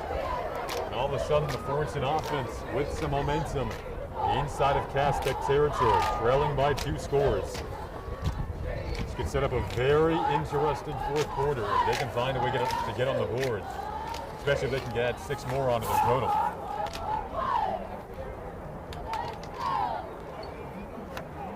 Go through some other Division I matchups that are going to be taking place next week in the district finals. Rockford going to take on Granville.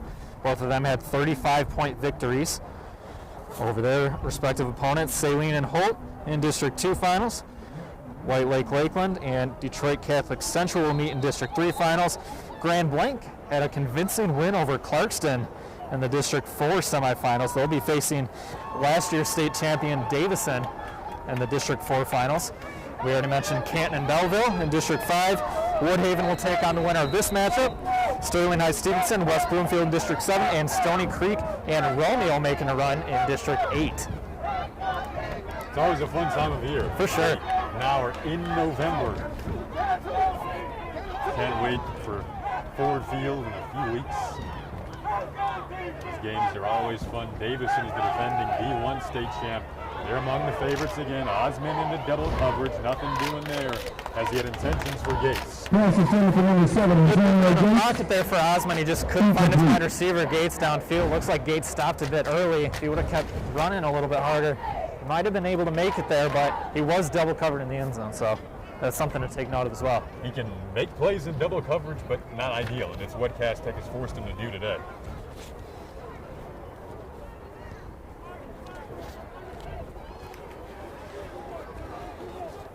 Gates is such a good route runner. Most think he could play at the high level in college, and something even if he continues to polish his game, potentially Sundays like his dad did for a number of years.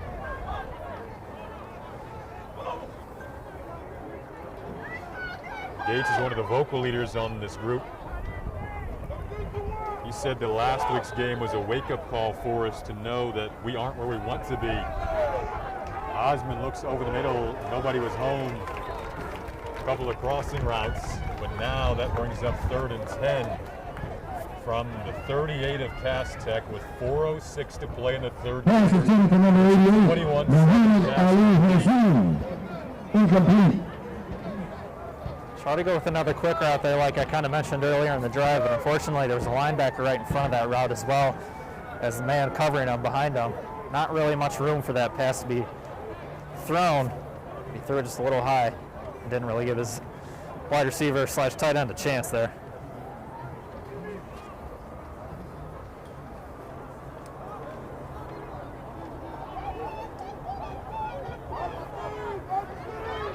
Third and long, you think they're going to have to go back to the air here again.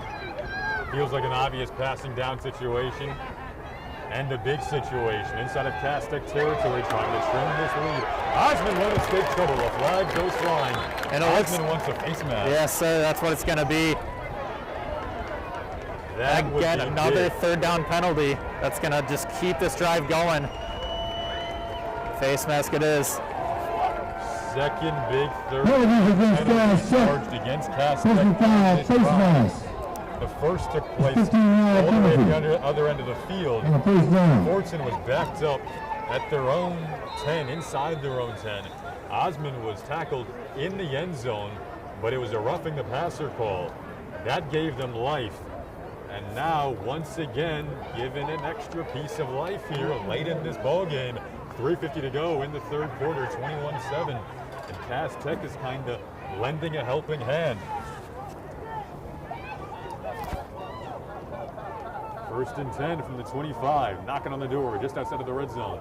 This is the deepest Fordson has been in Cass Tech territory all afternoon. Here's Boston Jr., who's been good on this drive. Picked his way for about 4 there on first down.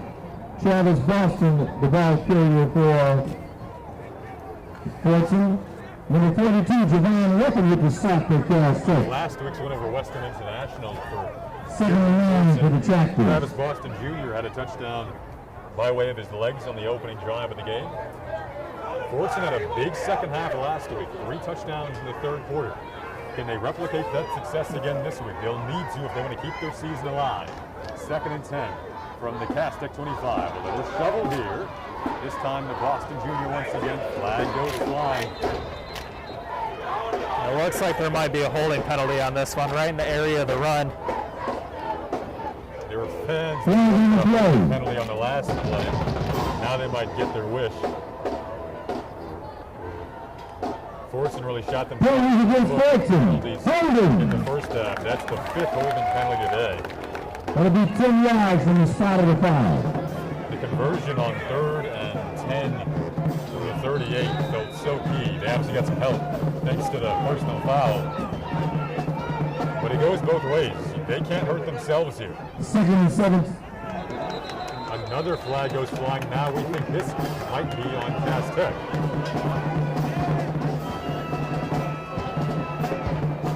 Clock is stopped at 2:34 to go in the third quarter. It's a 21-7 Cass Tech lead. Wow, Good ball foul, false start. That'll be a 5-yard penalty. 5 more to 2nd and 22. This feels like a really important sequence. Again, Fordson hasn't ventured this deep into Cass Tech territory all afternoon. Now they're pushing themselves way back. We'll make it 2nd and 22 for the Tractors. 2nd and 22. This is going to be the 11th play on this drive.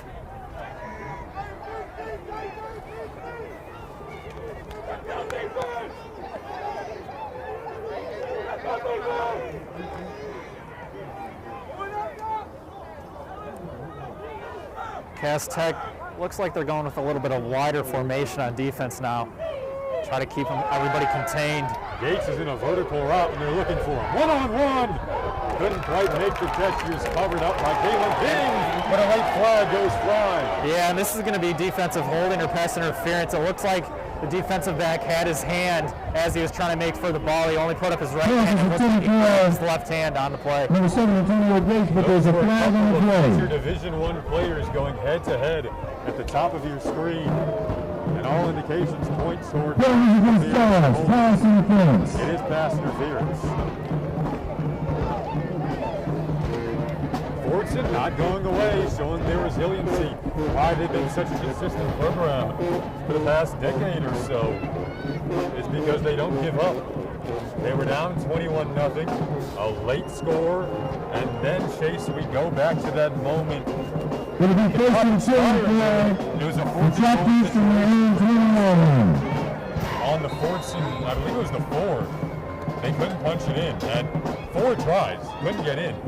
So now 21-7 is the Cass Tech lead, and it's a fresh set of downs for Fordson at the 20. This has been an eventful series to say the least. Boston Junior up the gut of the defense. Found about 3 or 4 there on first down. Number 5, Travis Boston, the ball carrier for Fordson. He's tackled by a classroom full of technician defenders. We have a Fordson player down. 1:45 to go in the third quarter. It's been an interesting third quarter of football. 21-7 the Cass Tech lead. This drive has just been up and down, back and forth. Kind of like a tug of war between the two sides. Who can be more disciplined now is what it feels like it might come down to. This drive feels immense because Fordson hasn't had much offensive production when you look at it, and be honest here. 21-7 the Cass Tech lead again, 1:45 to go in the third. Yeah, you got to score on this drive. I mean, there's just no other way to say it. 3 15-yard penalties against this defense on this drive. You got to take advantage of this somehow, getting in the end zone. Feels like it needs to be a touchdown, doesn't it? For sure. The offensive styles on both sides have really eaten up clock. Aside from a couple of early Cass Tech offensive drives where we saw some deep passes, it's been 2 offenses going head-to-head. They have their own unique quirks to their offensive styles, but a lot of running the football, and we'll see what Fordson opts to do here on 3rd and 3. It'll be a ball placed on the 17 of Cass Tech.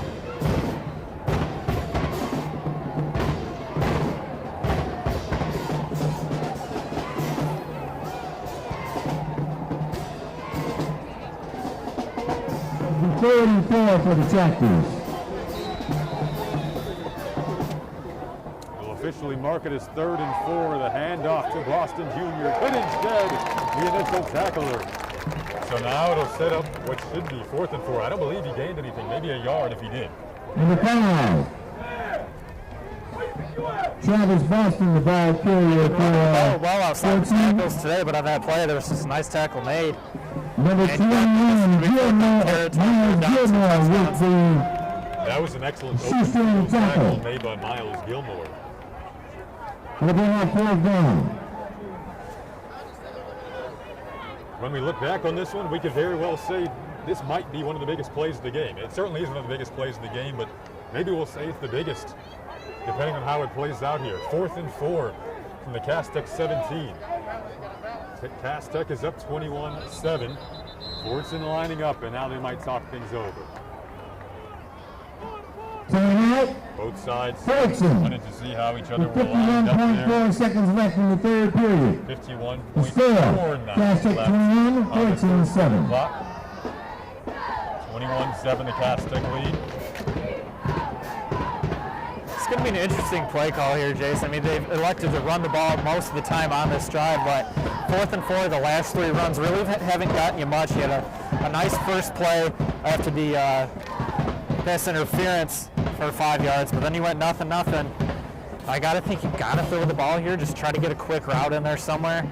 I just don't know if you want to risk this 4th down just running the ball, being bottled up like you have the last couple plays.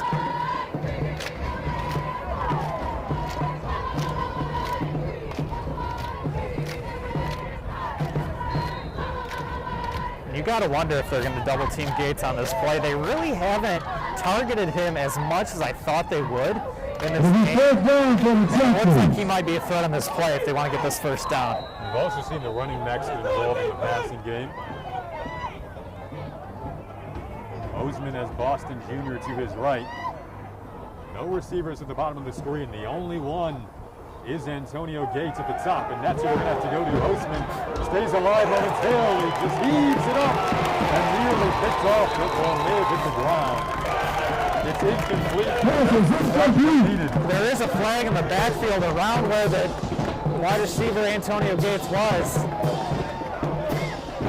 The Cass Tech defense stiffens. Fordson turns the ball over and down. Kalen King, his body language would indicate that maybe the refs have something to say here.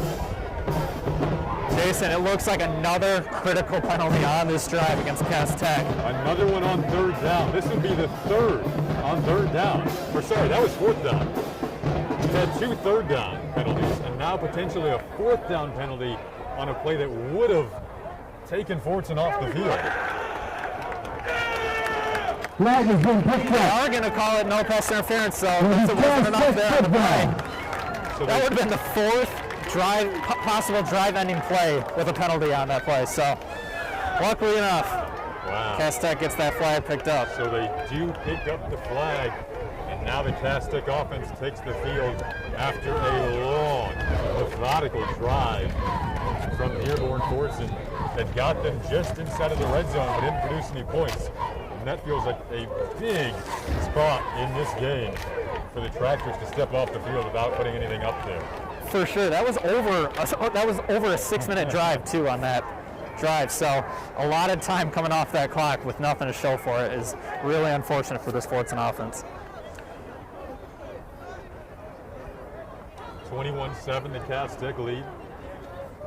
Rumfield back out onto the field. His connections with the receivers haven't quite been there over the past couple of drives, but that's a nice catch made on the part of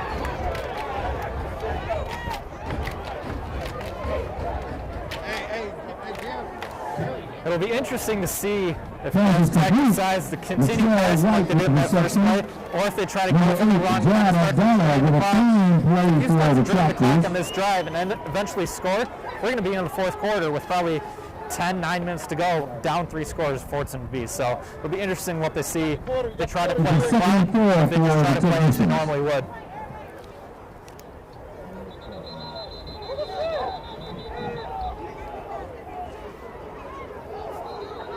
Another interesting sequence here. Fordson is continuing to play after they feel they were able to pick up the football. There's a flag down. 21-7, the Cass Tech lead. Just 2 seconds left in the third quarter. Looked like they went false start on Cass Tech, which was called prior to whatever happened there.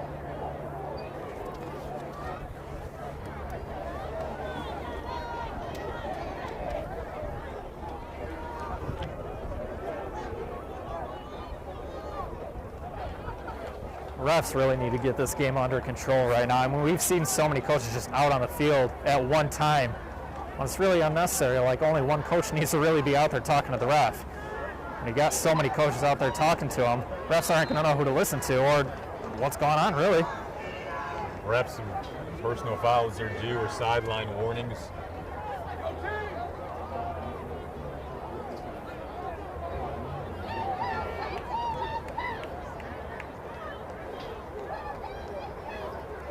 This will be the final play of the third quarter. If they can find a way to get it off.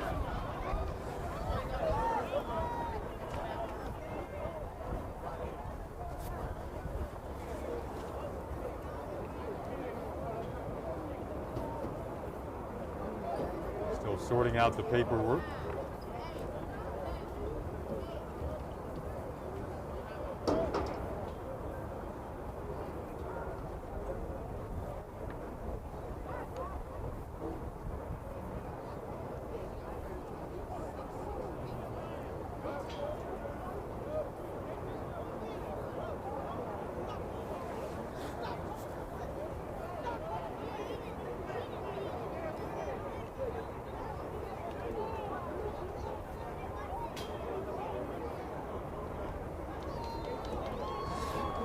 Still talking things over here now. The referees will convene. Not quite sure. There was no flag thrown. And again, just 1.7 left on the third quarter clock, so this will be the final play of the third quarter as they sort things out. So they're going to run the clock out after the penalty, and then we'll switch sides. I couldn't even tell you what they were talking about there, Jason. I really don't know. Let's the end of the third period. They To did the get score, off. So, the Technicians of Cass Tech 21, after 3 quarters 13-7. in favor of Cass Tech.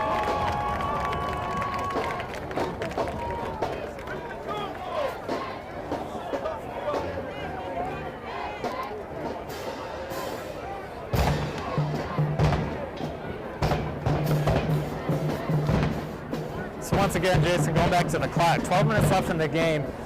And Cass Tech was running the ball really, really well on those sweeps. So I'm really interested to see if they're going to start running those a little bit more, drain some time off the clock, or if they're just going to continue with the pass.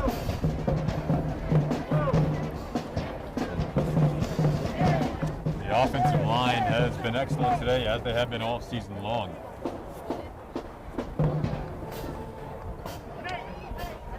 All 3 touchdowns have come on the ground. 21-7. Now is the Cass Tech lead, and as Chase mentioned, they'll get set to take over to begin this 4th quarter of play. Technicians went 7-0 on the year.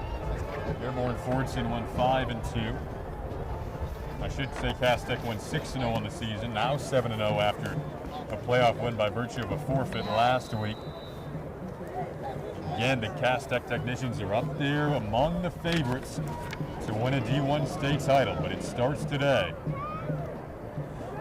Here we go with the sweep. A gaping hole opens up, and it's a significant run there on the part of Javon Sewell. And just kind of like we mentioned just now, Jason, they're going to start running the sweeps a little bit more. They didn't stop one drive in the first half. That's going to continue to run, but there is a hold on the play, actually. And just I was about to mention how disciplined these wide receivers are, is blocking them. There's a flag on the play. There's a holding penalty. Not sure if it was on a wide receiver, but either way, it's going to be 2nd and 19. Yeah, and it'll negate what would have been about more than a 15-yard gain there. Thanks to the speedster Javon Sewell, who has offers from Central Michigan, Morgan State. In the class of 2023, just a sophomore, but a very talented sophomore.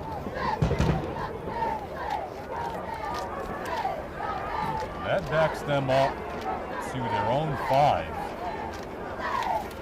With 11:30 to go in the 4th quarter. This is now 2nd and 16. On a sweep play that Chase talked about, this time it's Nate Briggs, who's been really good in those situations, weaving his way across the field and tackled over near the sideline.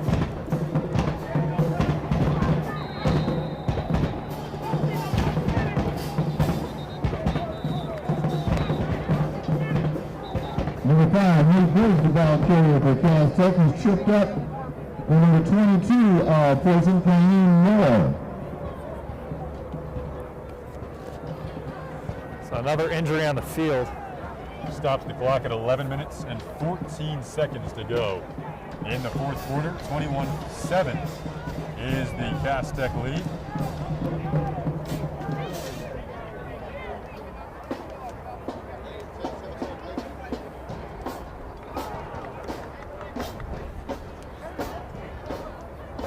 We'll take this quick moment to remind you that today's Detroit Free Press Game of the Week is presented by Detroit Public Schools Community District. Every school day counts for our children's academic, social, and emotional development. Detroit Public Schools Community District is preparing students for their rise and is safely providing face-to-face learning and online learning at home or in a learning center. Enroll today. Visit DetroitK12.org or call 313-240-4377. Remember, when students rise, we all rise.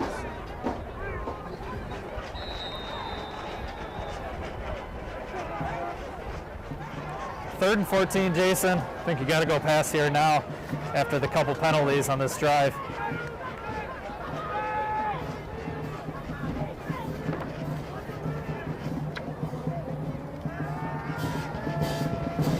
Plenty of time. They're down the seam. Was that intercepted? He was. So now, flip the script and give the momentum right back to Dearborn Fordson. They trail. And the pass was intercepted. But Number 7, Antonio Gates with the INT. the offense can take over in some of the best field position that they've had all day. Yeah, it looks like he had plenty of time in the backfield to throw the pass, but he just underthrew it by about a good 5 to 10 yards, and there was 2 guys there to make the play. And Fordson came up with a big interception.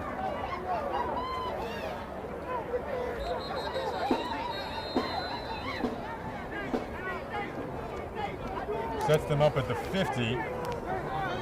First turnover of the day for Cass Tech. 10:50 to go in this fourth quarter. 21-7 rather. Cass Tech lead. 21-7 in favor of Cass Tech. 10:50 to go in the fourth quarter. Dearborn Fordson got down to the Cass 19 on their last drive, but didn't come away with points. They were stopped on 4th and 4. Here's a pitch to Antonio Gates Jr. Can he find a block or two? It's knocked out of bounds. Wow, and they're not going to call a flag on this. There was an obvious horse collar tackle on that play that they're not going to call.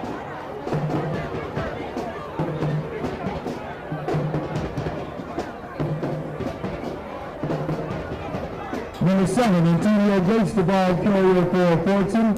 Knocked out of bounds. Number 1, Cody King with a stop for Cass Tech. Call it a gain of 6, which puts you in good position here. They dip inside of Cass Tech territory. It'll be 2nd and 5 for the Tractors.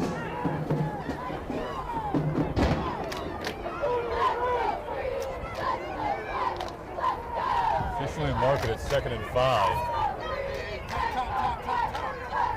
Gates in motion again. He's going to look to throw a little trickery going downfield. And it was caught at the 20 by Mohamed Saeed. And Jason, I think they missed another penalty there. It looked like Saeed actually pushed one of the defensive backs in the helmet. Could have been offensive pass interference. But instead, it's going to be a big game.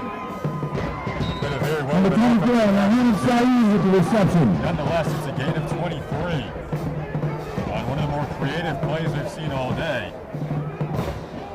The 1st and 10 for the Tractors from the technician 20-yard line. Nonetheless, even with the pass interference that wasn't called, it was still a great catch. That is true.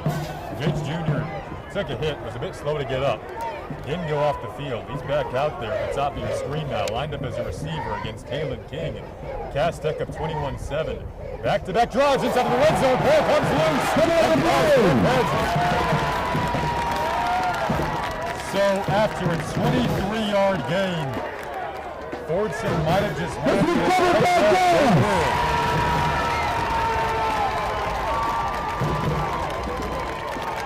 Fordson will look back on this game if they end up on the losing side and really these mistakes saying, what if? Dearborn Fordson with his second penalty recovery of the afternoon. And then he gets to the 20.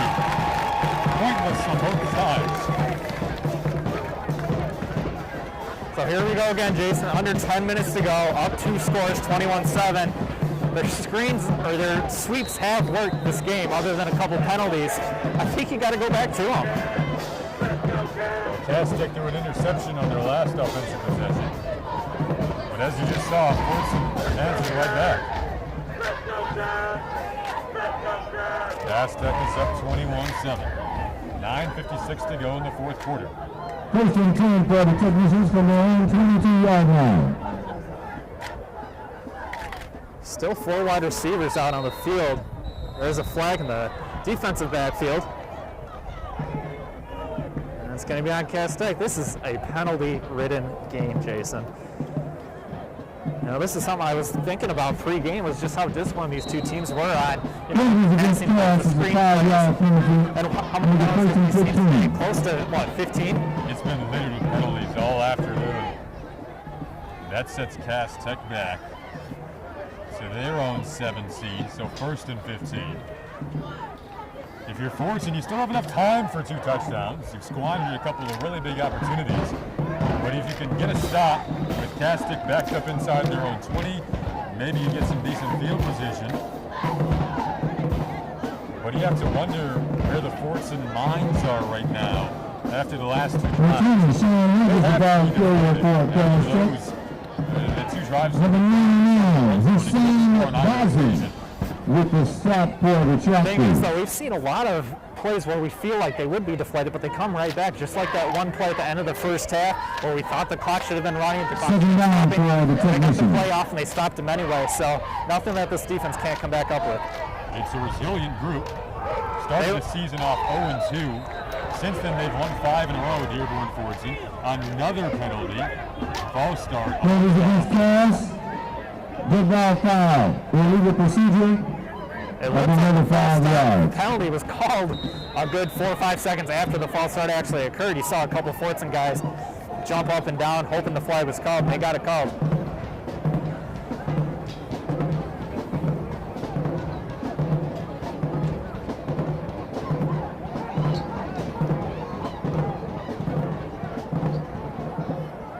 Clock is running now.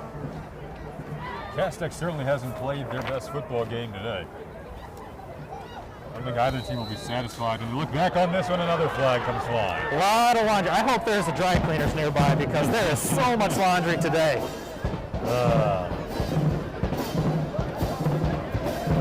Penalties against Cass. Delay of game. And then another 5 yards. Well, this is physically one of the better offensive lines in the state and talent-wise. But the discipline hasn't been there today. And that's obviously another key part of being a good offensive line. I wonder if it's something up front signal-wise. Again, this is a center QB combination in their first playoff game together. Going on another sweep. It is Briggs looking for the edge. We're bottled up and wrapped up. That brings us up about 3rd and 23 now. And this drive, if you can get a stop here for Fordson quickly, it didn't take too much time off the clock. You got 8:25 to go right now in the 4th quarter. 21-7 is the Cass Tech lead. Fordson doesn't want to use their timeouts. Cass Tech wants to keep Number the 6, clock rolling. Jordan Seal, the ball carrier for Cass To a Tech. point now where the clock is becoming a Number factor. 8, John Abdallah with a You do have time for fine play for the drives Tractors. if you're Dearborn Fordson, but And there's a 3rd down for the Technicians. You need to score on both of them. 3rd and 23. Nearly picked off with a caught. And it's a first down. And more. This might be a touchdown. On the sideline, diving to the pylon goes Dearborn Sewell. Awaiting a signal. He came up just short. It looks like he's going to be down at the 1. Jason, the quarterback had plenty of time to throw that pass. Number 6, Jordan Seal with a Tried to first jump the and 10. route, and he just totally missed on it. He was maybe a few inches under the ball, and that cost him huge yards on that play. Antonio Gates had a pick 6 in the last game against Western, and he looked to try to come up with it there, and he couldn't gather it down. 80-yard gain on 3rd down. And what was 23, 3rd and 23. Now he might have another flag flying. Things begin to get chippy.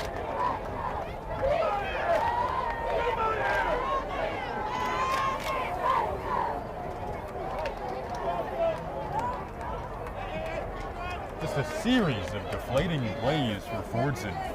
For both teams almost. I mean, we even saw the last drive where Fordson had the ball, and Cass Tech kept it going with 4 big penalties, or 3 rather. It could have been 4. Penalties against Fordson. Unfortunately, conduct personal foul. Going to be a And the lot half of distance film to to go. look at for both these teams after this one.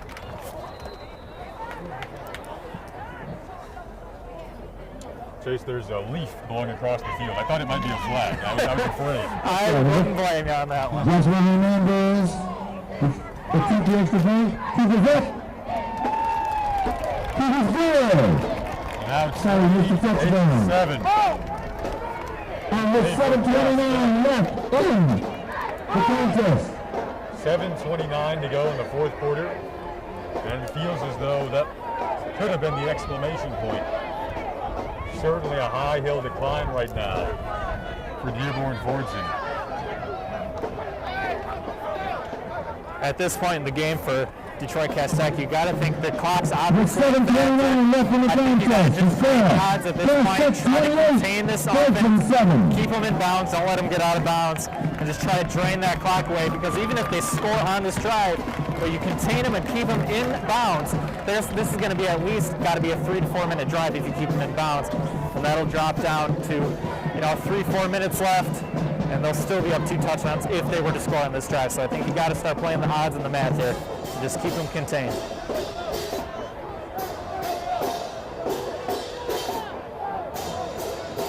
Antonio Gates Jr. getting set to return.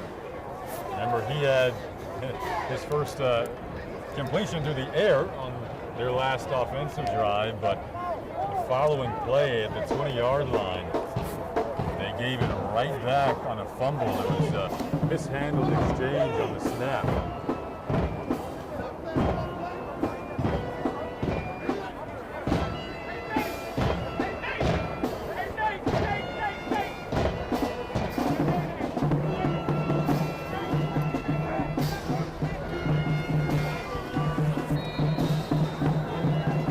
Unsportsmanlike conduct penalty going to be assessed on the kickoff. They're going to kick off from Fordson's 45. You don't see this every day. Had a lot of interesting kickoff plays today, haven't we? We certainly have.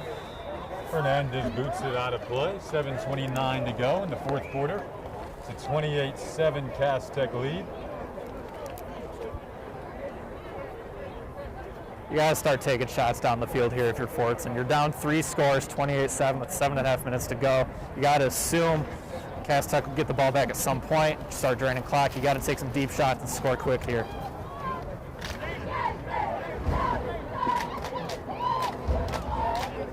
Cass Tech ended Dearborn Fordson's season in the district round. It'll be first and 10 for the Tractors. 48. From around 20-yard line. Now they're hoping to replicate a similar win in the playoffs this season. 28-7 is the Cass Tech lead. Holding a Dearborn Fordson team that's had at least 27 points in each of their last 5 games to just 1 touchdown in the afternoon so far. Tractors have had their chances but have not converted.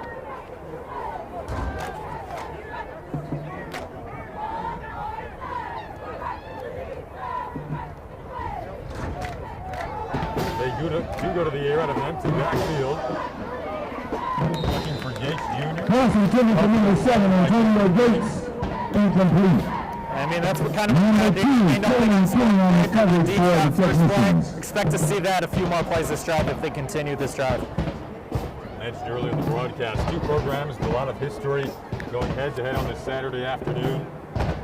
It's Fordson School in general. It's been around for a while. It was actually built by Henry Ford. He built the school for his son, hence the name Ford, son. He also named it after his Fordson tractor, which was famous back in the day. So that's why their nickname is the Tractors. Cass Tech on the other side, so much history with this program. Going back so many decades, so many good players have come out of here.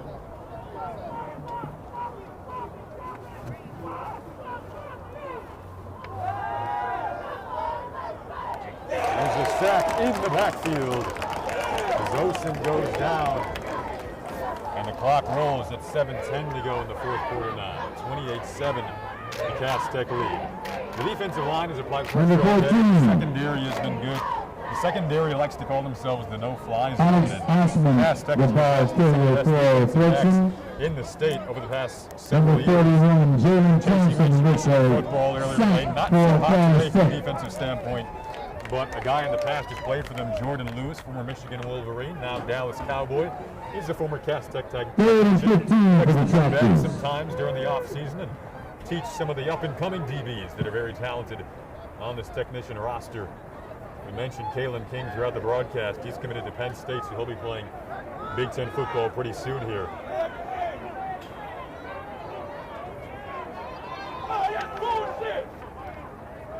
Time to throw here for Oseman, but nobody home. 6:18 to go in the fourth quarter, and now they have 4th and 15 to stare into. 28-7, the Cass Tech lead. Pass is intended for Looks like a number little 8. bit more miscommunication between Osman and Gates. Gates kind of stopped on a route. Jack. Ball went sailed 10 yards over his head. We've seen that a couple times, once in the first half in the end zone and a couple more times. Just can't seem to get anything going right now between him and Gates. It's been a fun matchup to watch, Cameron. It's been back and forth. There's been a couple plays where he's had him covered pretty well, a couple penalties on King to keep the drive going. Obviously, Gates had that 60-yarder early in the first half. So it's been a pretty back and forth competition between those two. A nice matchup. Yeah, two future Division I prospects at their respective positions going head-to-head. It is a listless, kind of subdued sideline right now for Fordson. The momentum has really been sucked out of their passion in the second half after the last few drives. That's the pass out of the reach of Mohamed Saeed, who they've targeted quite a bit today. Looking for a flag there, but Mohamed Saeed, incomplete. That was The Cass Tech defense stiffens again. And Cass Tech with a chance Fordson turns the ball over and down. 6 touches stylistically on this one. 6:12 to go in the fourth quarter, 28-7.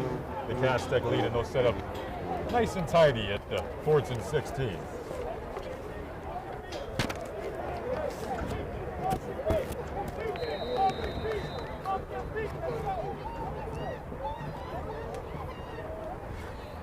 Cass Tech's sideline can start to field this one. We're trying to get him off right now.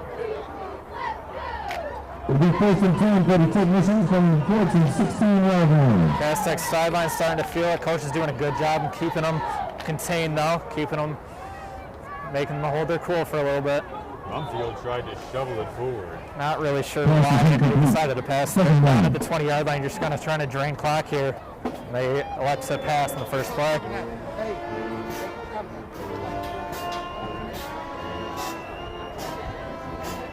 There have been moments today where the timing with the receivers just hasn't been up to par throughout the afternoon, and I wonder if that provides some difficulty down the road as you do start to play tougher teams in these playoffs. Something to work on in practice next week for Cass Tech. I'm going to start the bus up, ball! I'm going to start the bus up!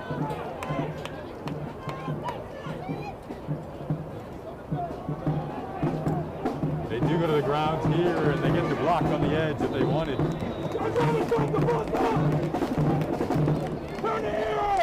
Number 4. Make the guy turn the hero!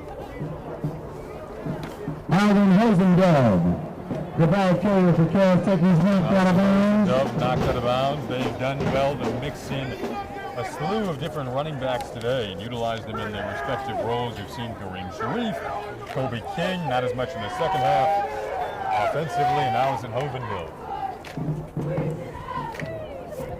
First and goal to go, Cass Tech from the Fordson lead line. 6 minutes to play in the fourth quarter, 28-7, the Cass Tech lead. They go to the end zone looking for the one-on-one matchup, couldn't find it. Elects to throw once again. I mean, I just don't really understand what's happening there. The first down, especially on the end of the first half, you decided to go run. But now when you just want to try to drain the clock, you go pass, run, pass. History and play calls, but still up 21, still in good field position. Kicker Hernandez warming up on the sideline.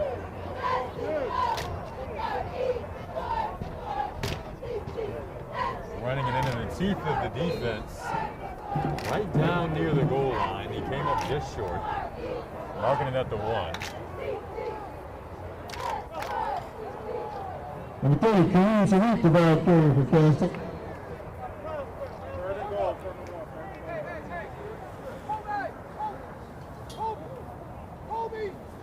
Third and goal now at the 1. Jason, I think you just got to run it again.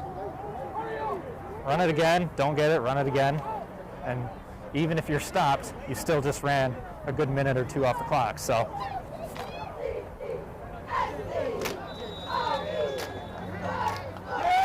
And they did stop him. Number 30, Kareem Sharif, the ball carrier for Cass Tech. But there's a flag on the play.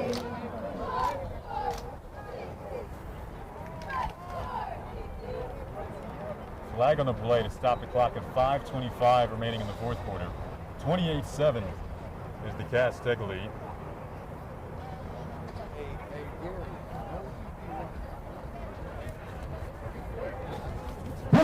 against Fordson. Dead ball foul. Unsportsmanlike conduct. Unsportsmanlike That'll conduct. be half the distance to the goal and a first down. So now even if you do end up stopping them, what you need, even more time's about to run off the clock. Clock starts rolling again. Fresh set of It'll downs. be first and goal to go from the 1 yard line. Tech. Touchdown, Gas Tech. Now they punch it in and add one more onto the total. And another flag on the field thrown late. Number 1, Kobe King with the 1 yard run. Kobe King punches it in. Cass Tech has had at least 34 points in each game this season. They continue that trend. They're up 34-7 now. With 5:14 to go in the fourth quarter.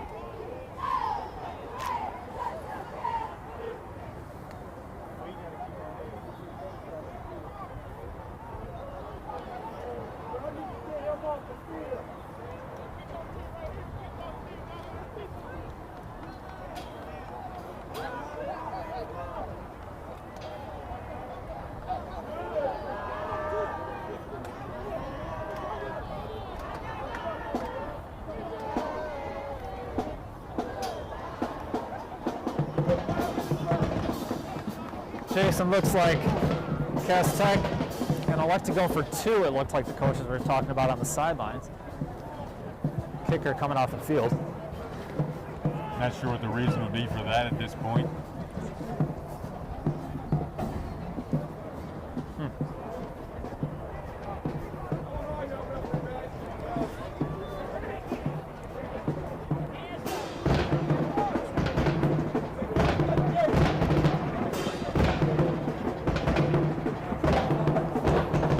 A 34-7 the Cass Tech lead, 5:14 to play in the fourth quarter.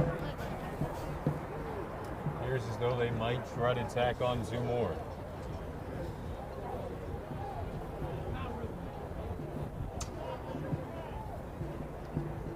Harrison now took the 2-point conversion.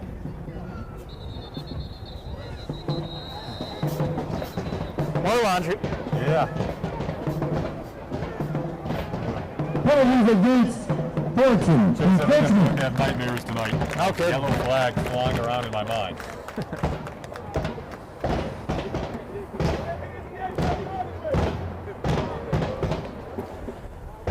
34-7, PAT pending. Yes. See if they still go for 2. It looks like they will.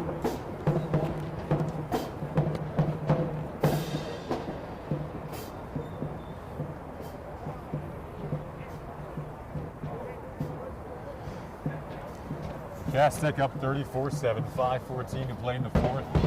And The the conversion is good. so 36-7. With 5 minutes and 14 seconds left in the contest, the score, Cass Tech 36, Fordson 7.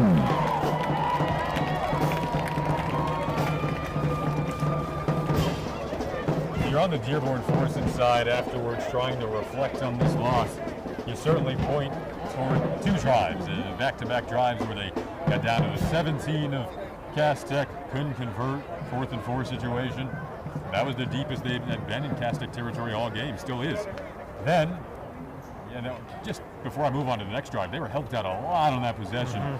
Probably should have ended earlier than it did. Then you get down to the 20 in the following drive, and you fumble the football. Those are the 2 drives you certainly point towards here. And even after that, defensively, had Cass Tech backed up inside their own 10, and then a 3rd down, 80-yard reception that set up a Cass Tech score. They kind of put the finishing touches on things. And now the last few minutes have just soaked away. 5:14 to go in the fourth quarter, a 36-7 Cass Tech lead.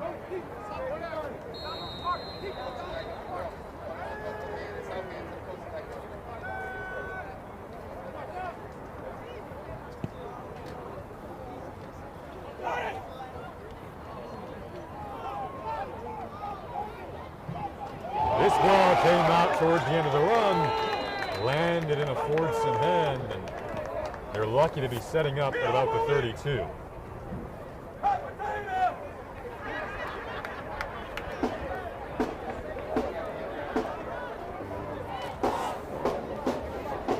It'll be 1st and 10 for the Tractors from their own 32-31 yard line.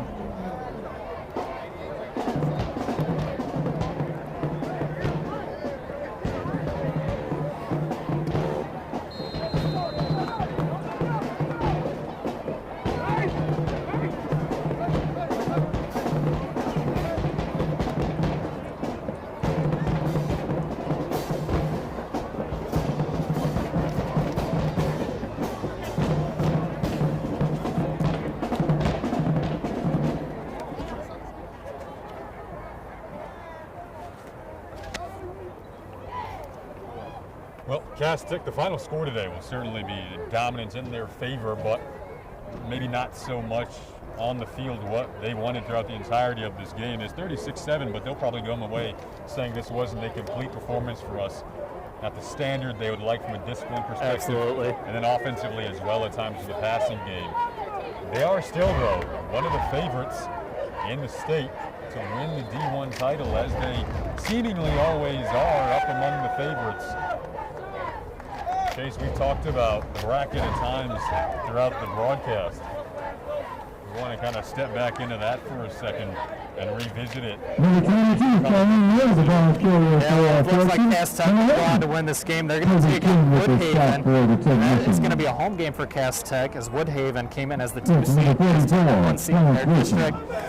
And there's still 7 other matchups to go. A lot of good teams that could possibly come out, especially in this region. Canton, Belleville, another game to watch. That'll be next week. And Belleville, obviously one of the top teams in the state. People excited to see if there will be a Cass Tech-Belleville matchup. If not, it'll still be a good matchup whoever plays in this district. And I think there's a very good likelihood that we see the state championship, or state champion, come out of this district, or this region, rather. Cass Tech won the public school championship a couple of weeks ago against their rival King. The penalty was against Fordson. 2 wins over King this season for Cass.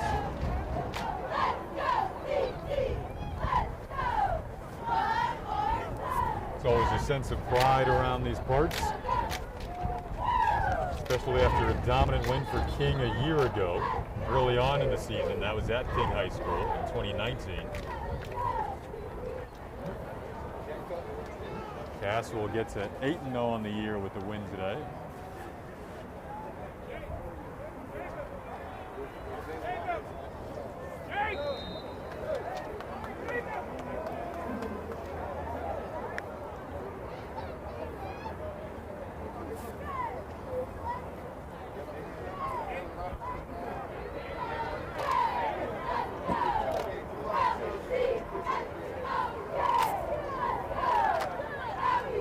Ball is on the ground again.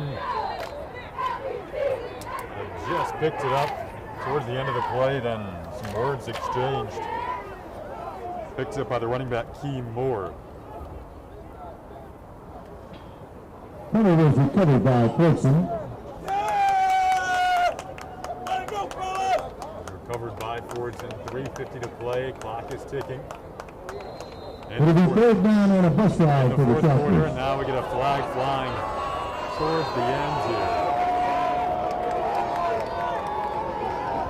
It looks like something happened after the play, not even with the two teams, but maybe with the ref. They're sending number 56 off the field, and they've ejected him as well. So I don't know if maybe he accidentally made contact with the ref, accidentally, incidentally. Didn't see what happened, but it didn't appear to be between the two teams. Like maybe at times, not to be too critical here, they needed to be more of that early on in this game of issuing out some sideline warnings, getting it under control.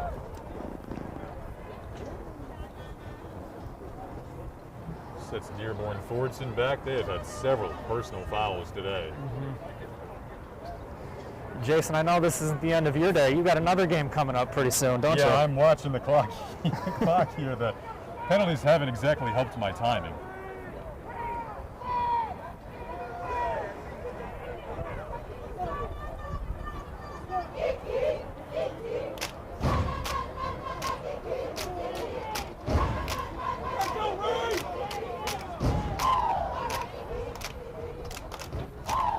New quarterback in now, and miscommunication there over the seam. The connection. Pass attempt from number 10, Kareem Ali. They were looking for Kareem Ali, but they couldn't find him. Brings it up fourth down with 2:57 to go in the fourth quarter. It's a 36-7 Cass Tech lead. Just winding it down now. The decision is decided.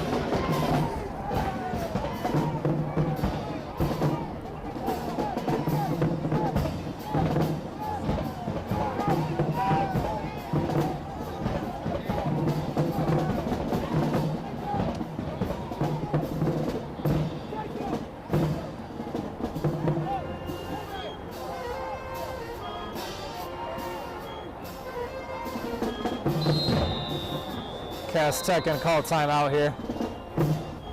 Timeout. Cass Tech. With 2:57 left in the contest. The score, Cass Tech 36, Fordson 7.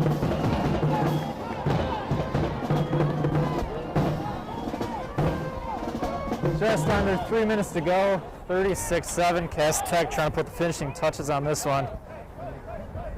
And they'll be taking on Woodhaven next week. Brownstown Woodhaven, to be exact. We'll take this chance to remind you that tonight's Detroit Free Press Game of the Week is presented by Detroit Public Schools Community District. Every school day counts for our children's academic, social, and emotional development. Detroit Public Schools Community District is preparing students for their rise and is safely providing face-to-face learning and online learning at home or in a learning center. Enroll today. Visit DetroitK12.org or call 313-240-4377. Remember, when students rise, we all rise.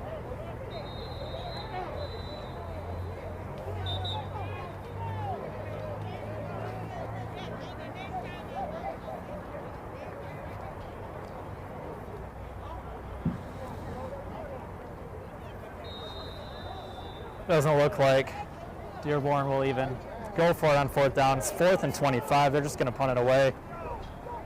And we'll see if Cass Tech just decides to run out the clock a few runs. It's Kalen King, one of the most dynamic return men in the state. And did they say he stepped out of bounds? Touchdown! No, I guess not. Nobody was saying anything. Number 2, Kalen King. Kalen King with the big return ground touchdown. 2-7 is the Cass Tech lead now with 2:39 to go in the 4th quarter.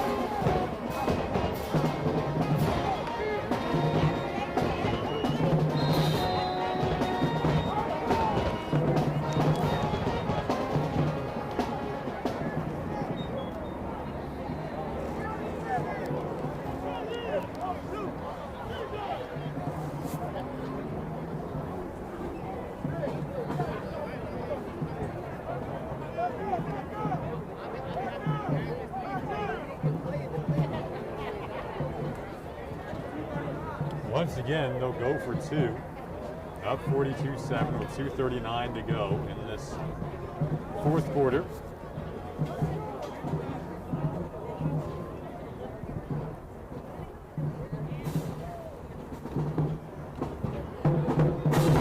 That time they may have not gotten in. Yeah, it looks like he stopped just short, maybe a foot or two.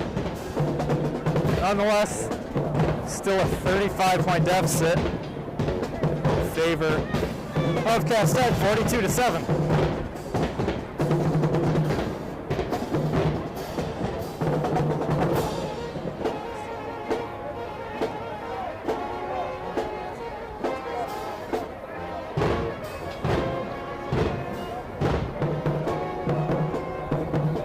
With 2:39 left in the contest, the score, Cass Tech 42, Fordson 7. Once again, 2:39 to go in the final quarter, 42-7. This one has officially gotten out of hand. What was once a game here in the second half. Dearborn Fordson trailed 21-7. We're knocking on the door in the red zone on a couple of occasions. Couldn't score. And the last, I want to say 6-7 minutes have been all Cass Tech. Yeah, I thought we were going to have maybe a good game coming out of the second half after what happened at the end of the first half, where they stopped them on 4 straight runs to get into the locker room down just 21-7, knowing they're going to get the ball back, but they have put up a goose egg here in the second half. Lone touchdown for Fordson was a 63-yard touchdown catch from Antonio Gates Jr.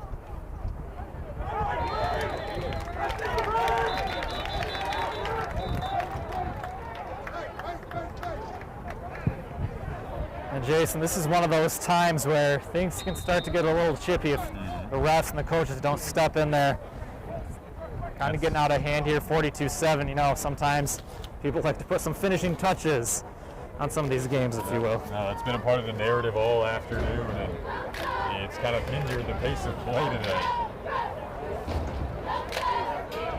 Something that neither coach will want. Moving forward, Cass Tech will need to clean that up as they face tougher and tougher opponents.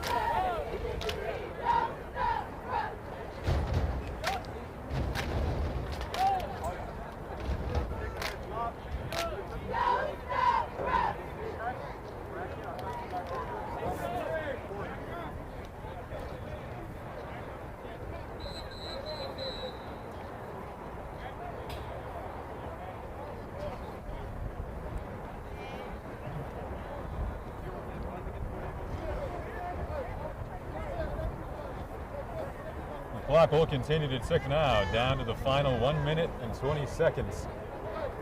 Fordson won't try to stop it. No need to. 42-7.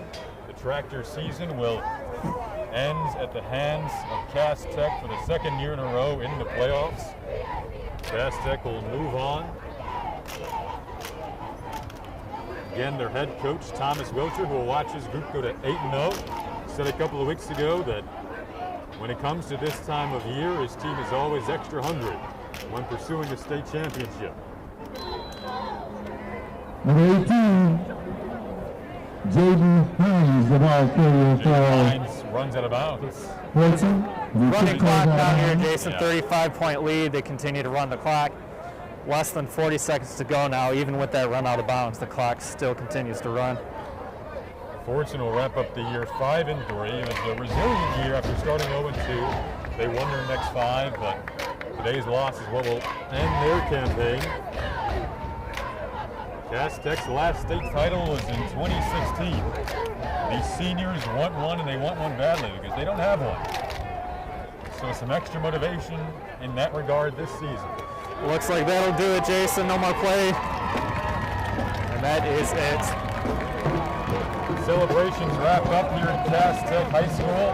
Go celebrate and get back to work on this field and practice next week. The end of the contest. The final score. Check, this is a Cass Tech 42. And the Tractors are 42-7. The technicians saying so long from Detroit. Pleasure having you with us for our Detroit Free Press Game of the Week. Again, 42-7, your final in favor of Cass Tech. Nice working with you, Chase.